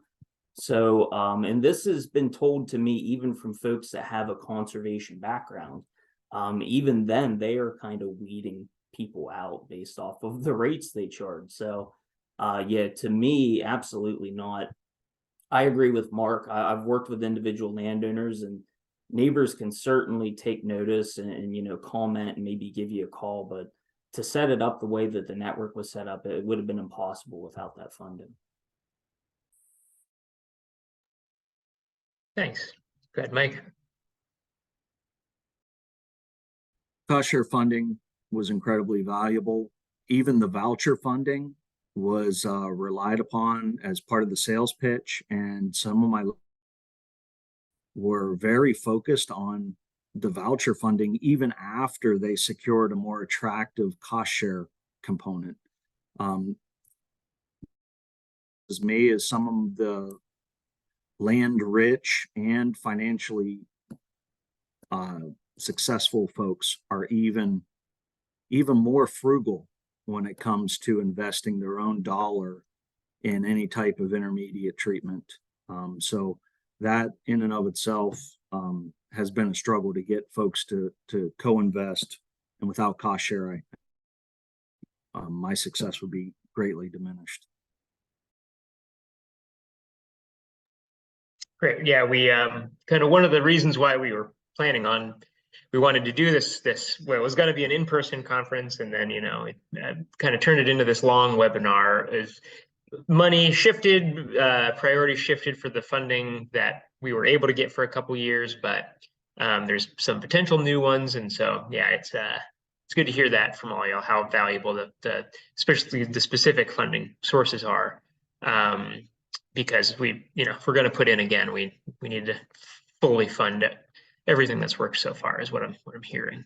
Okay, so I want to ask a fun one for the whole group here, and then we have some good questions here rolling in as well. So, if you had, let's say, I become eco dictator next week, so I'm in charge of everything, and I appoint you to be sort of the forest stewardship czar or whatever in this fantasy world. So if you have unlimited resources to double sustainable forest management implementation in your state, how would you do it? So we'll start with you, Bob. Czar Bob Schwartz. Well, all hail Ryan Davis.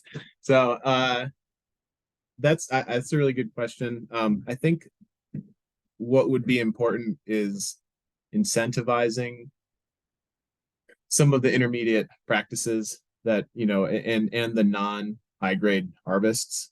I mean, when we talk about doing oak management, oak is an advanced regeneration dependent species, right? So something like, you know, a cut where you're taking all of the oak and expecting to have some sort of regeneration later, it's not going to happen if it's not there beforehand, right? So something like a shelter wood or some sort of variable density thinning to sort of open up the canopy, recruit the oak, get them to a size where they can advance into the canopy if the top's taken off, you know, the second part of a shelter wood's completed or whatever. I think incentivizing those cuts, making them either through cost share or through some sort of weird grant process, making it so that it at least pays for itself. It doesn't make money. I think is important, and make that easier to do than it is through NRCS and through some of these federal cost share programs. Great, thanks. Over to you, Mark. What would you do? What would I do? If this is the last question, Ryan, I just want to say that you have been incredibly easy to work with. And czar is not a word I would even come close to using to describe you. So I want to say how much I appreciate that, because being amenable and being easy to work with is an extremely valuable trait. It can't be underestimated. So thank you for being like that all the way around. I think I would just say more of same. One of the things the National Fish and Wildlife Foundation or Wildlife Foundation is doing is they're really promoting big landscapes, large landowners. And I've had a chance to be involved in that up in the Poconos. And there's a lot of non-industrial private forest landowners that own thousands and thousands of acres.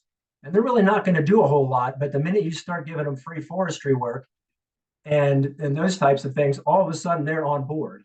And they've got, a lot of times dozens, if not hundreds of constituents that live on or use the property. And if you can get them then behind you, which takes effort and money, then suddenly you really have something. And there's still a lot of those landowners out there to be worked with. So if I had all the resources in the world, there's still a whole lot more we could do with some of the landowners we're working with in the Poconos, but we've been asked to move off of those properties because the grants only last for a couple of years. And then when the money dries up, suddenly they're not nearly as interested in working with you when they have to start paying the bill. So, that's what I do. I keep trying to cobble together those. And a lot of those big forest landowners are right up against each other, just one on top of the other. And next thing you know, you've got tens of thousands of acres there if you had the resources to, as someone said, incentivize those folks. So I guess that's what I'd do. Thanks. And you're easy to work with too, Mark, let me say. Over to you, Josh. Ryan, I mean, I'll echo Mark just real quick, and I'm sure everybody that has worked with Ryan would agree that he's very approachable, very easy to work with. And in fact, I look forward to working with him more in the future, and I look forward to more opportunities. But I think Ryan, at least, like I said, I talked a little bit about how this network has influenced my career, at least a portion of it. I'm happy to say at Audubon Mid-Atlantic, which is my full-time job, I have taken Ryan's ideas and I've done everything but copyright them. I definitely owe him a little bit of money because we're actually launching a very similar program in the Delaware watershed. And, it's much smaller. It's much more modest than the budget that was awarded to the Alliance. But, the idea behind it is, and this is my answer to the question, is forest management. You can't, you have to have a plan. You have to have your forest be inventoried. You have to know what's there, because if you don't know what's in your forest, how can you give professional recommendations? So to start things off, I would allocate a large portion of the unlimited resources, or whatever it is, the hypothetical situation, to forest management planning, because to me that has to always be step number one. And Ryan and the Alliance have honestly approached it that way, and they realize how important that is through these networks. And that would be my answer as well, is that at least in Pennsylvania, it's probably not the same for Maryland, where there's more tax incentives to have a forest management plan. But in Pennsylvania, there's a real lack of knowledge. There's a real lack of information of what's going on private lands. And that would absolutely be step number one for me. Awesome, thanks. Over to you, Mike. Approach to the question is going to be slightly different on multiple fronts. It would be to reduce some of the barriers to access more efficient, much like you've aimed to do with this. Expand funding to not only address management planning, but to really support pre-commercial forestry. And there has to be some sort of funding to help pay for administration, your consultants, to basically provide the oversight that the work gets done. Because as you can see, your panelists here that are consultants, we're all pretty diversified, work multiple jobs to stay viable. And so to pay the bills, those who do the pre-commercial forestry as part of their forestry business model, it's tough to pay the bills just if that's where you're going on planning. Robust markets, commercial, that creates more opportunity for us to, on the big picture items. And not only consultants, but loggers and industry. If everyone can do that, would be incredibly helpful and do it well. Great, thanks. So what do y'all think? Should I be eco-dictator then? Yeah, thanks guys. So we have some great questions here. We have 5 more minutes on this segment, so I want to use them all.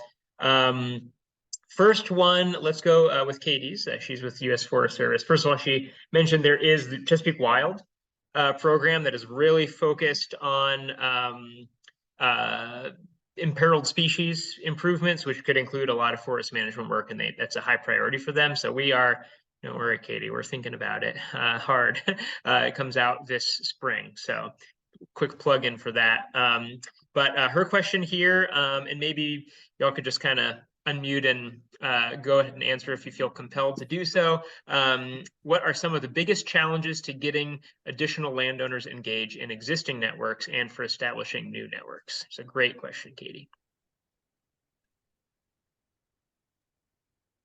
I can take a stab at it. I think there's two parts to that. One, for like your typical landowner, it's elevating what, like the fact that forests need people to, they've been managed historically for forever for wildlife habitat, and elevating that recognition to everything else that's going on in their lives.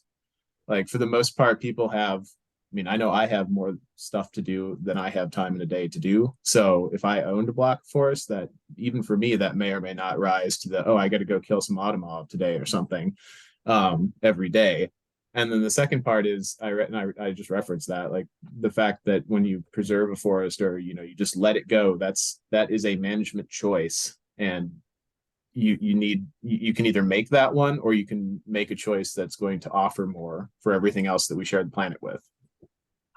And one thing I'll just say real quick is Keystone landowners played a very vital role in this. And what I found is the more active and the more gung-ho a Keystone landowner was, the more folks got into the network and the more folks did things in the network. So don't underestimate who you make that Keystone landowner or who is elected a Keystone landowner.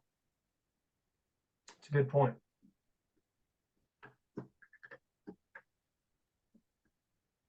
I would say, just to add on to that, the community is paramount, and it doesn't end with the end of the project. You almost have to keep tending to those neighbors and those relationships, build the trust.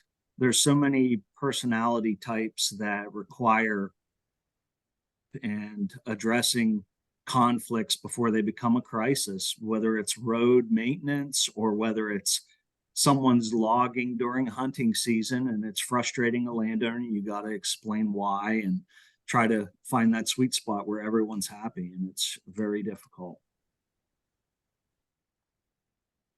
Yeah, and I'll say, I know this question was for the panel, but I was involved with all these.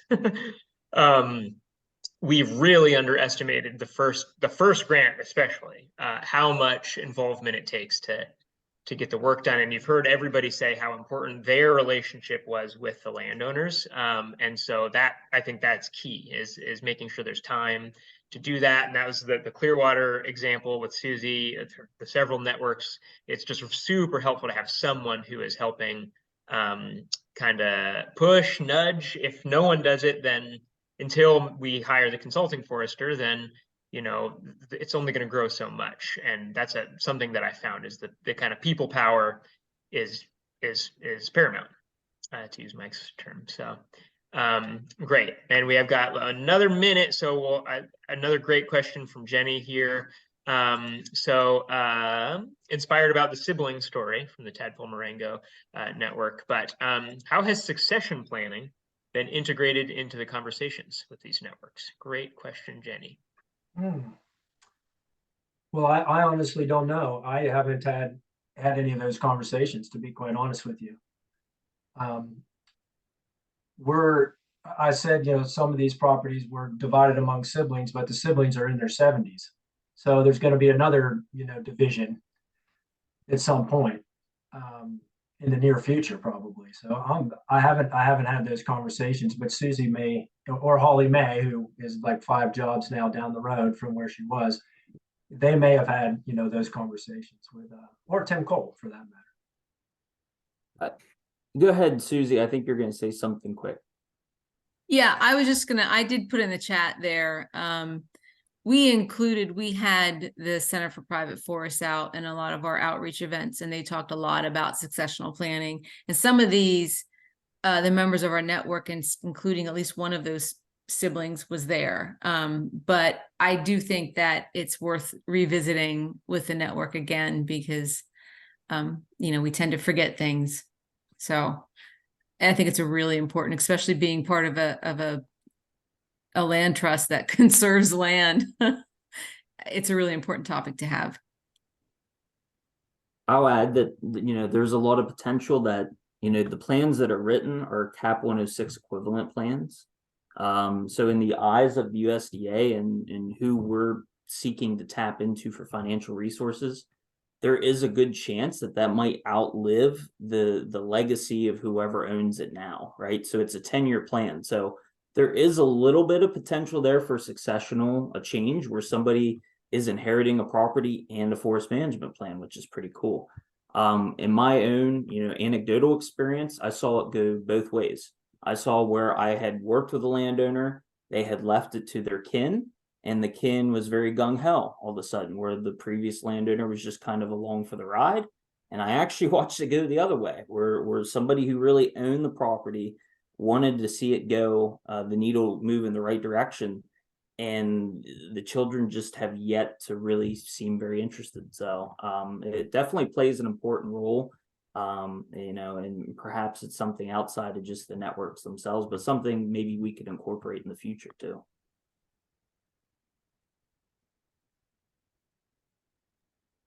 Awesome. Thanks, guys. And thanks, you know, period, for participating in the whole program and for being on this panel today. It was an excellent discussion.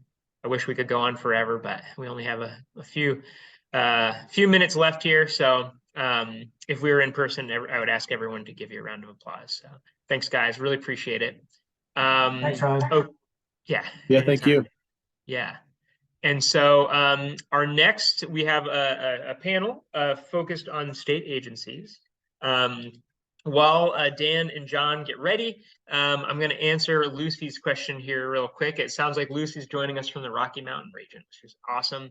And her question is, do you think a series of networks could work there, where most of the land is not privately owned and often not so clustered together as in the East? And Lucy, I think so. I think the scale, you know, out west where maybe there's a road you can drive really, really fast, you know, if you can get between things that are far apart but still in half an hour, you know, it might be valuable. One of the reasons, that's a good question. One of the reasons we have a minimum distance between two properties to participate of half a mile is because of the literature for the golden wing warbler there, which is one of the focal species when we first started doing this work, that they found doing, you know, a bunch of studies that you needed the patches to be that close together. So it does depend on your objectives. I think this approach could still work if they were further apart.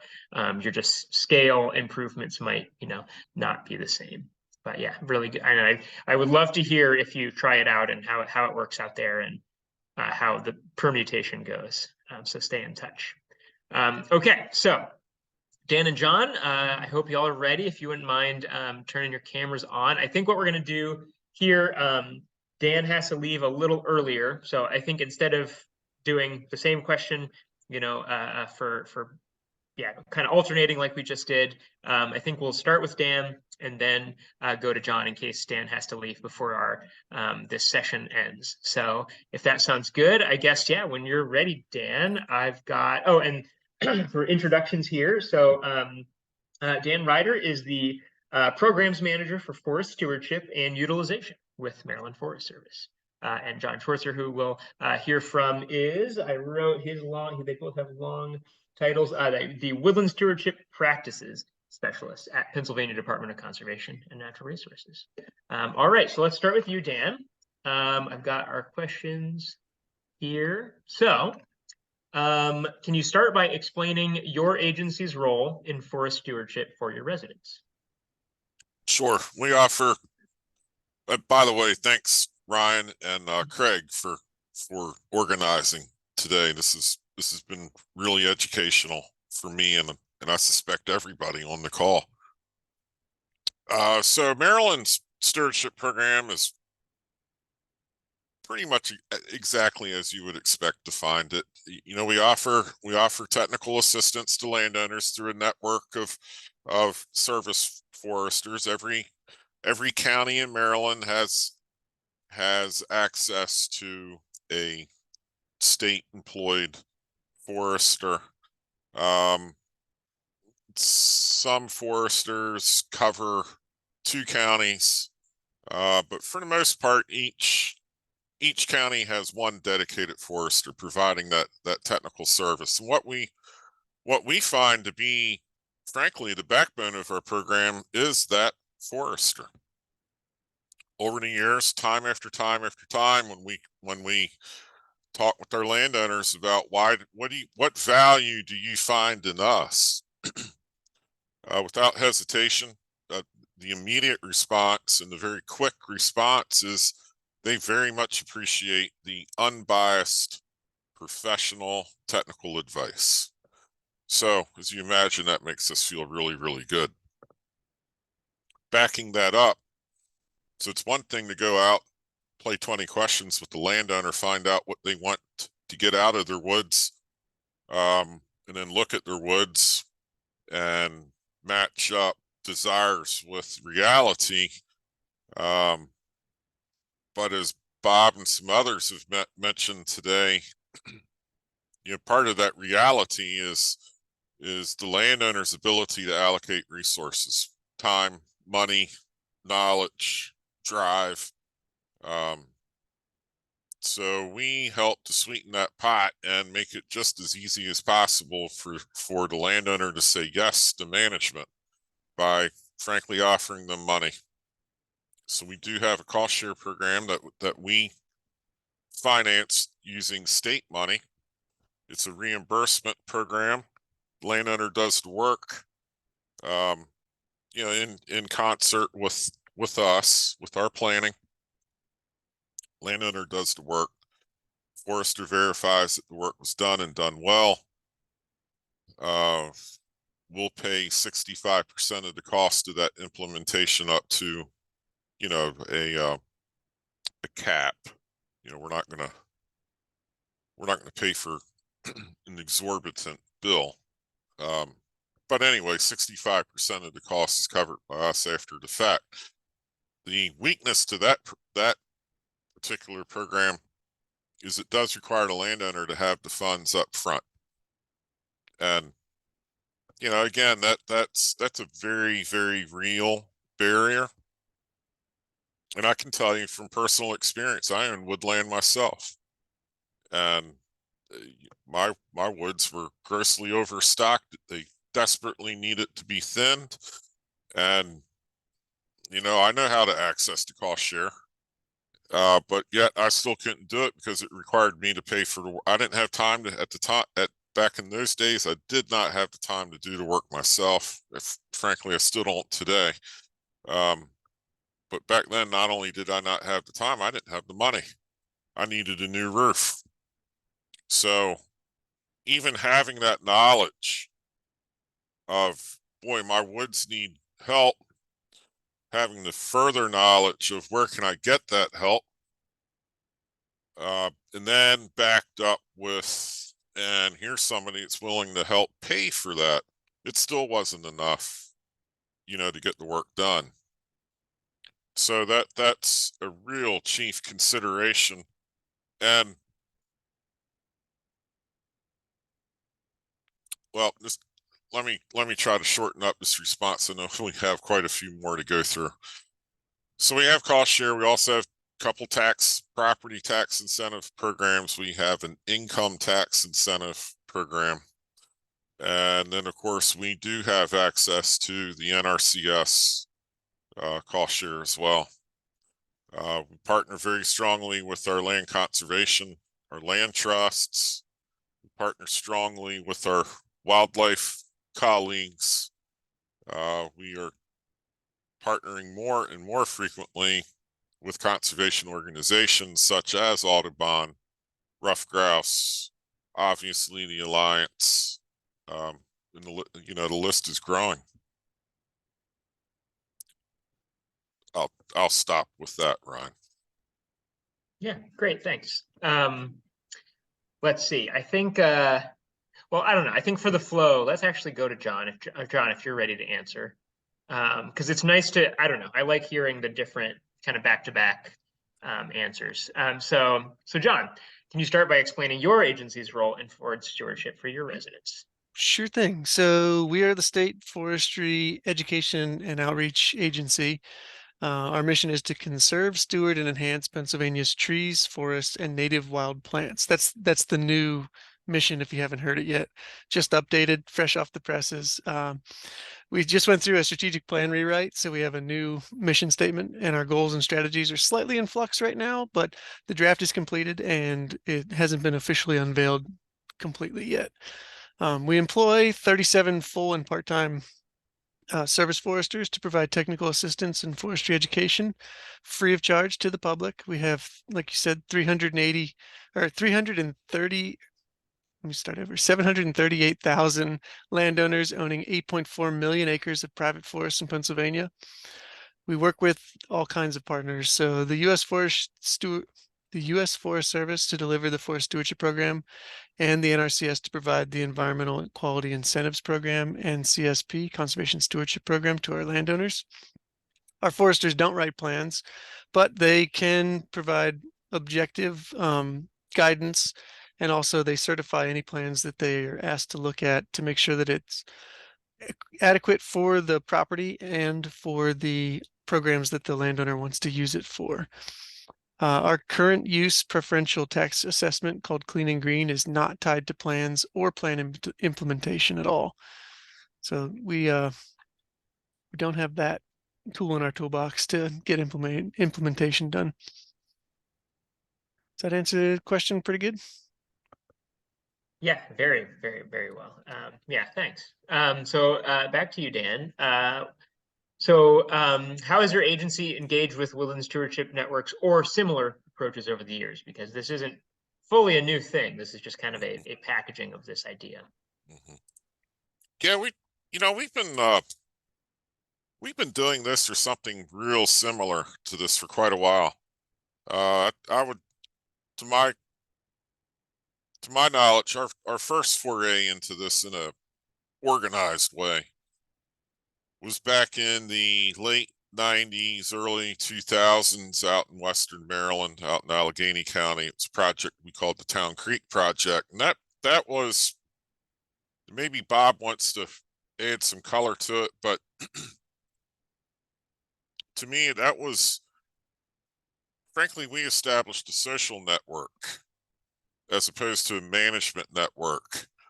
We identified a geography, it's beautiful valley, Town Creek watershed, and just basically put a call out there, very generally out in the landscape. Hey, we're interested in getting people that are also interested in woodlands and habitat and management together. Come down to the fire hall and we'll see what happens. And that's basically how it got started. We had a very charismatic forester serving that area. He initiated the idea and lit the fuse and took off running with it. And the result of that, I mean, it was very much a social network. There was no expectations. There was no required commitments, anything like that. It was just a bunch of landowners that got together and they had shared common interest. And the more that they shared those common interests, the more opportunities they found to voluntarily work together and coordinate their activities. Another example is we tried replicating that, but in a more formal fashion in Baltimore County, just north of Baltimore City. What we did there was we went to Baltimore County and asked them to identify forest patches in their landscape that they felt were their highest priority for attention for whatever reason.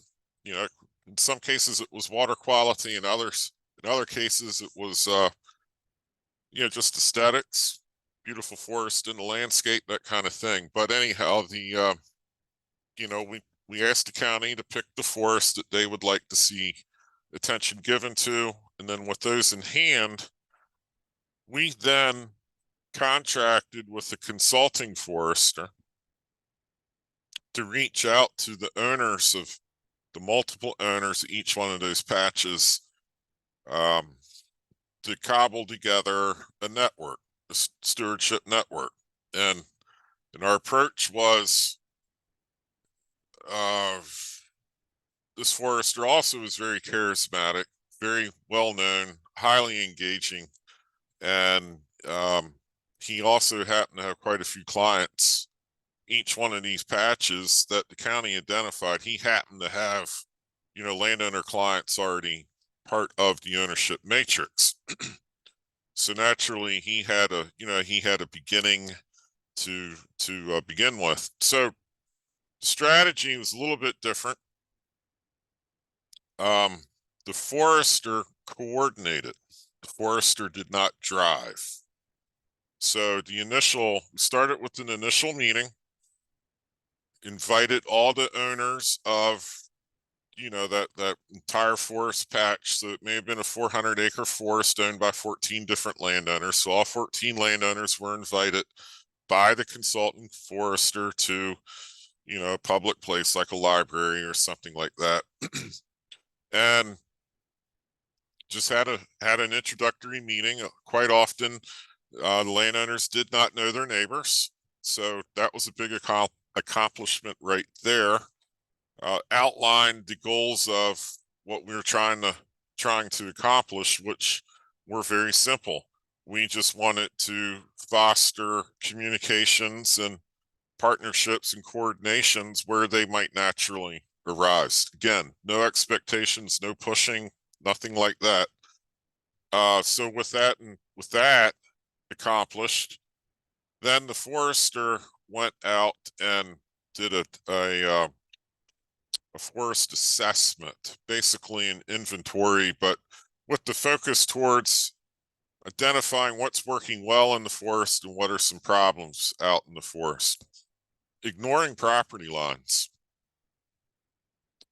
Came back, presented his findings to the group, had a list of recommendations for things to either protect as is, expand upon, or hey, you got a problem here and there, and here's what you could do to solve that problem. And so from that then spawned landowners cooperating across boundary lines, coordinating their activities, and it worked out really like exceptionally well, frankly. We then repeated that approach. This time we utilized a different consulting forester, and he frankly did not have the same personality, did not have the same rapport, brought a whole different tone and tenor to the whole effort, and that one flopped, to be honest. I mean, in fact, I can say it failed. Like, it was shot with camel being shot right straight out of the sky, and it crashed in the fiery, greasy ball of death on the ground. It was a terrible thing. So that kind of cut the wind out of our sails for a little while. But really, the reason why I brought it up in such dramatic fashion is just to emphasize the fact that it's a great approach. Just don't expect every forester in the land to be able to pull it off. You know, that might sound harsh, but that's reality. And I can say that because we tried it again in a different part of the state. And at that one, you know, it started off good, but we didn't have the commitment of the forester behind it to continue pushing it. That that said, so we live all these experiences, modify our approach, we adjust our approach, our techniques, et cetera. So today we have what you saw Bob present. We have very similar, not very similar, but a somewhat similar effort moving along on the eastern shore, which is, the area between the bay and the ocean, that peninsula. And that's a partnership between Maryland, Delaware, and Virginia.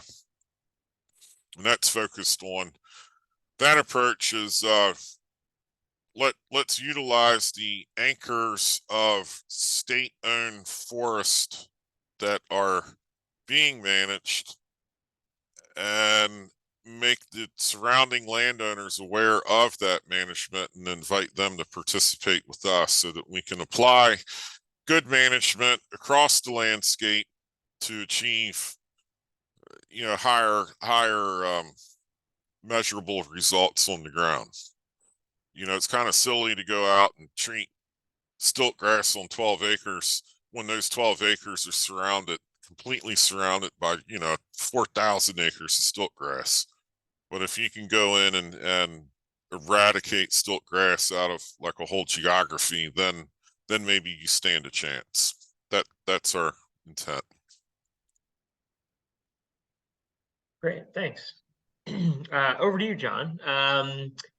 How has your agency engaged with Woodland Stewardship networks or similar approaches over the years?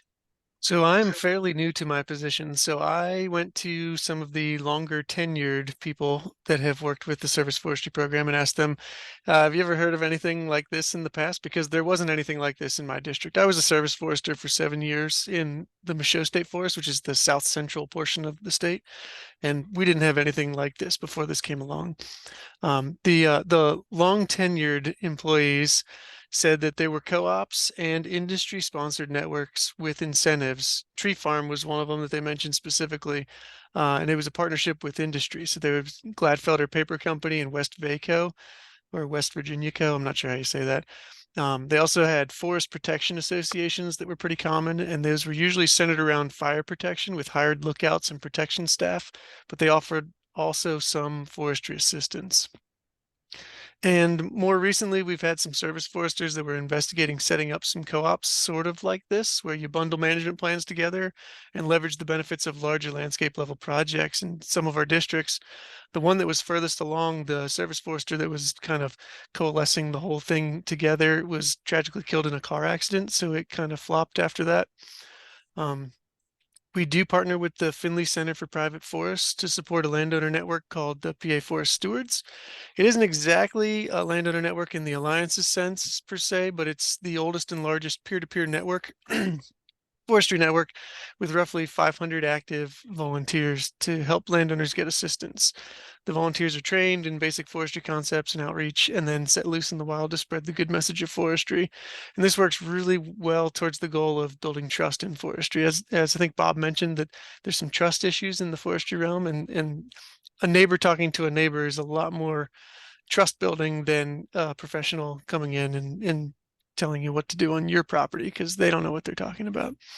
There are 15 landowners associations in Pennsylvania with differing levels of activity and membership.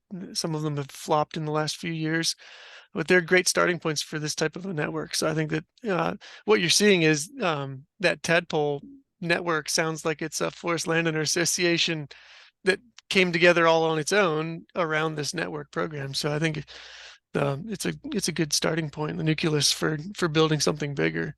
But in terms of landowner networks, I think the alliance model is probably the most successful program that I've heard of. Awesome, thanks. And I got to give John a round of applause myself, because when we first piloted this, that was back when he was a service forester, and he was the first one to really help us advance it in his county. So thanks as always, John. All right, so Dan, I know you got to leave soon, but on to the next question here. What are some challenges you face in expanding stewardship of private non-industrial forests? And are there any of those challenges that you think woodland stewardship networks can or do help overcome? Yeah, I think frankly, I think the challenge is awareness. First, the awareness for the need for management to begin with. You know, too often I encounter landowners that, you know, they see their woods turn green in the spring and they think everything's just fine. And they just don't, you know, they don't know what they don't know. So there's the awareness for there is a need for management. And then surprisingly, and this still boggles my mind after all these years of doing this. It seems like we can just never make our services known. Like a lot of landowners know who we are and what we offer.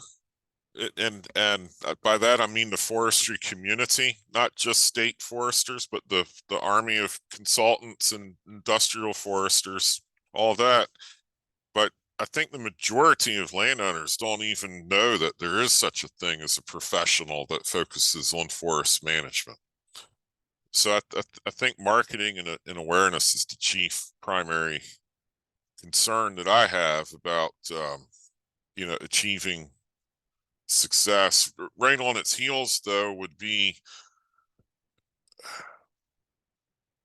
frankly, I think we pay for the wrong thing. My opinion is that we focus our investments. When we invest in the landowner, we're investing in good intentions and not results, at least in Maryland. So, you know, I think that if we were to find a way to condition our financial investments with the landowner where they actually have to achieve the results desired before they got rewarded, that would then lead to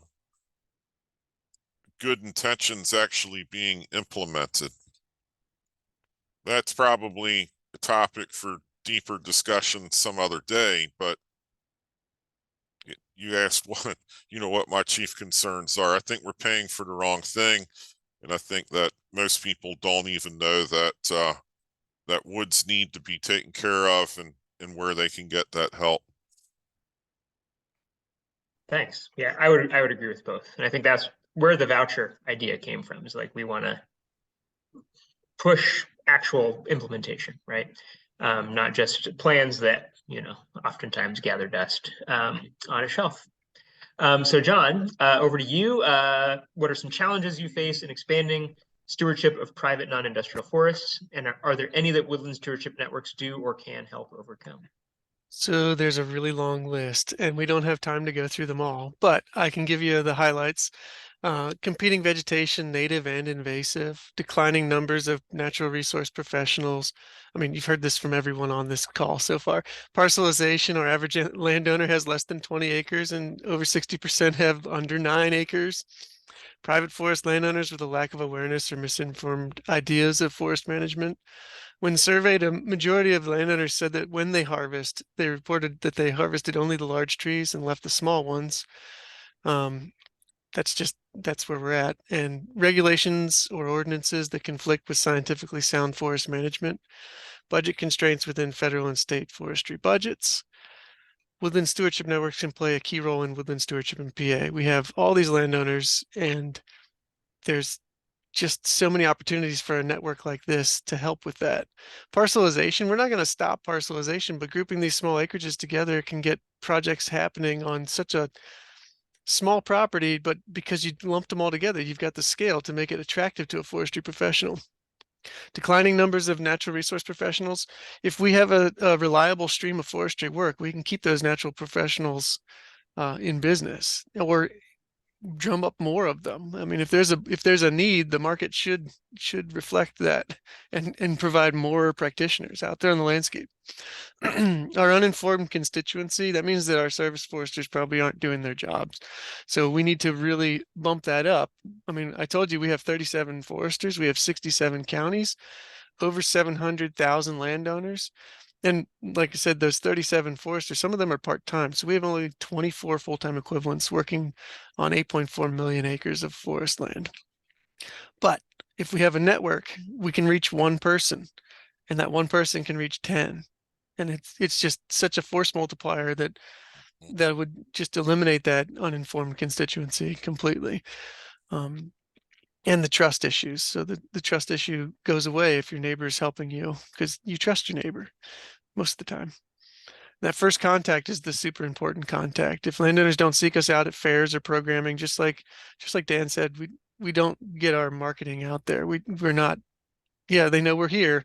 And yeah, we sometimes stand beside Smokey at a fair, but they're asking those silly questions at the booth. They're not really taking advantage of everything that we offer. The educated neighbor can approach their forest owning neighbor and provide the most basic education possible. You should get a plan. Cutting all the big trees isn't always the greatest for your forest. Here's who to talk to if you want to work with me. That's all it takes. And that's a massive step in the right direction. Awesome. Thanks, John. All right, last question. And then we might be just about out of time. So it's pretty similar. So, you know, I'm eco-dictator. I was elected eco-dictator. So Dan, if you had unlimited resources to double sustainable forest management implementation in Maryland, how would you do it? Yeah, easy. I'd invest in markets. That's what I would do. There's not enough, and there never will be enough money in the public treasury to go out and take care of the woods that we have. You know, if we're gonna make a lasting impression on the forest, we're gonna have to find ways to create markets that will pay the cost of getting that management done. You know, currently we're seeing a gradation that emphasizes saw timber markets. And that's happening only because we're losing markets for the small diameter, low value timber. So the emphasis that's happening out in the woods now is we're hammering away on the saw logs, and we're ignoring that small diameter component, and the species composition is suffering as a result. The size class distribution, et cetera, et cetera. And if we had more markets for that size material, then we could address that issue. So yeah, if I had all the money in the world, I'd plop a paper mill everywhere I could, is what I would do. Nice. Over to you, John. So that's a loaded question, Ryan. I'm constrained by the Bureau's ability to be flexible. So historically, state agencies aren't doing a whole lot of yoga. These are my personal opinions, okay? And my number 2 is definitely we need to find more contractors doing pre-commercial and low-value projects. I'd love to find markets for that low-value product, causing a ripple through the industry to get these types of projects done. But my number 1 is, as much as we don't want to take jobs away from the private sector, there aren't enough plan writers. If I had an unlimited resource pool, I would ensure we get plans written for anyone who wants them, but plans aren't enough. Plans are the blueprints. Now we need to build the house. Thousands of plans collecting dust on a shelf are worthless. We need actions because of that great planning. And incentive programs to help make timber harvests more economically successful while ensuring that they have good ecological outcomes. Tie the incentives, whether to a tax break with a new form of current use program or payment for ecosystem services markets to promote sound forestry implementation. We should put more tools in the toolbox of our plan writers so the management plans are more commonly genuinely desirable and helpful for a range of landowner interests, including timber harvests, but also forest health, wildlife habitat, water quality, resilience, non-timber forest products. And we don't have Pennsylvania forester licenses. Instead of government putting more red tape in the way of forestry with a license, I'd work with a third party for a robust, objective certification program as a way of promoting and empowering good service providers and making it easy for landowners to find good consultants and contractors. So if you can put a gold star beside a forester's name, I don't have to say here's a list and yes, there's good and bad on my list anymore, because that gold star would say it without me saying a word. That's what I would do if you bestowed on me unlimited resources with your magic wand. Awesome. I think you're both hired in this fictional reality. Yeah, I really like that analogy, John. And I wanted to point out Josh's comment there in the chat about, we need both. Yeah, it's a great analogy. We need the blueprint, or else you can't really expect a house, and you actually do need to build a house though too. So yeah, that's a great way to put it. Can I have Awesome. just a couple seconds for Yeah, some yeah. more comments that I had? Please. So we faced a couple challenges because I was one of the earlier piloted areas. We faced a few challenges and some minor growing pains in the early days, and I just want to point them out so that other groups that might start a landowner network might be able to sidestep those. So the original plans weren't as individualized as I would have liked. The plan was written for the entire network instead of individual landowners. I think that was ironed out later in the later renditions, but it caused some problems, mostly because landowner A doesn't need to know what landowner B's timber volume is. Although I do agree that there should be some kind of a summary table at the end where the schedule is, so that you can say, all right, so we've got invasive treatment here and invasive treatment here. Why don't we go together and put those in the same bid when we want to do that? And you like to use the term keystone properties. I like to call them hub and spokes. So the hub properties, you heard it over and over again. The hub properties were just so essential to be go-getters. A lot of the spoke properties that I had, never heard from them again after they got their plan. So I think if I was gonna reinvent this network program through DCNR, I would have a small buy-in for the spoke properties, just enough to get them slightly invested.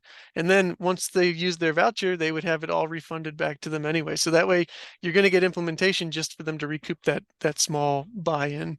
I'm talking like $50. That's it. Just anything to get some skin in the game. And scheduling was difficult for me as a service forester. It's rare I can get 2 to 3 landowners to be available on the same day. Getting 10 just wasn't going to happen. So that most of my first visits were without the landowner, which creates its own sets of problems, like finding property lines and communicating the results. It's one thing to show somebody, this is what stiltgrass looks like. It's another thing to say, here's a picture of stiltgrass, go out and find it on your woods. I think it was over by the stone wall kind of thing. So that was one stumbling point for me. And if I can, I'd love to share my screen. I have some quotes from our service foresters that I gathered when I was asking for information. Let's see. Guys, I'm sorry. I've really got to go. This has been great though. Yeah, thank you so much. Good seeing you, Dan. Sorry to bail on you, John. No, that's I'd all love right. yeah. All right. See you guys. See you, everybody. Dan. take care. And John, you find it? It's right in the center of the bottom. I just couldn't click it because it was covered by Oh. the choose your screen button. So this is from Jake Mazzei, and you can see he had 6 networks and 19 new forest management plans, and he said only a handful of those were probably implementing. And then Tim Cole, as you heard multiple times, he had a pretty good network, and 2/3 of them were moving forward. I had 3 networks with a total of, I think, 2,500 acres. And I would say that the hub properties absolutely went all in. They have implemented so many things, and then some of the spoke properties did. And I'm just so happy that we had such great keystone landowners in the middle. So that's all I had. I just wanted to add that in. There's my contact information if anyone needs it. Wonderful. Thank you so much, John. Well, we have maybe a minute or two. If anyone has, no, it was great. Every minute was super valuable. I have no idea how to stop sharing though. Well, I don't think you did share. Oh, I didn't share? Yeah, no. Oh, but I'm sorry. No, it's okay. It's okay. You didn't need to. You described it perfectly. Worth 1,000 words. So yeah, we were kind of out of time. So if anyone has any last minute questions, now's your chance. But I'll pause for a couple seconds. Great. All right. Well, thank you, everybody. Really appreciate you being here. Thank you so much to all of our presenters and speakers and panelists. This was a fantastic 3 hours of my day. I spent the first half of my day doing manual labor, and I'm so glad that this was the end of my day, even though it was a beautiful day outside. Yeah, thank you so much, everybody. And I hope, please reach out if you try this or you want to learn more or anything. We want to grow this, that we, the Alliance doesn't own this. We weren't the first ones to try something like this. We won't be the last ones. We want to help everybody get this kind of thing off the ground because we feel it's super valuable and successful at getting stuff done. So thanks, everybody. Take care and happy Thanksgiving. We'll see you.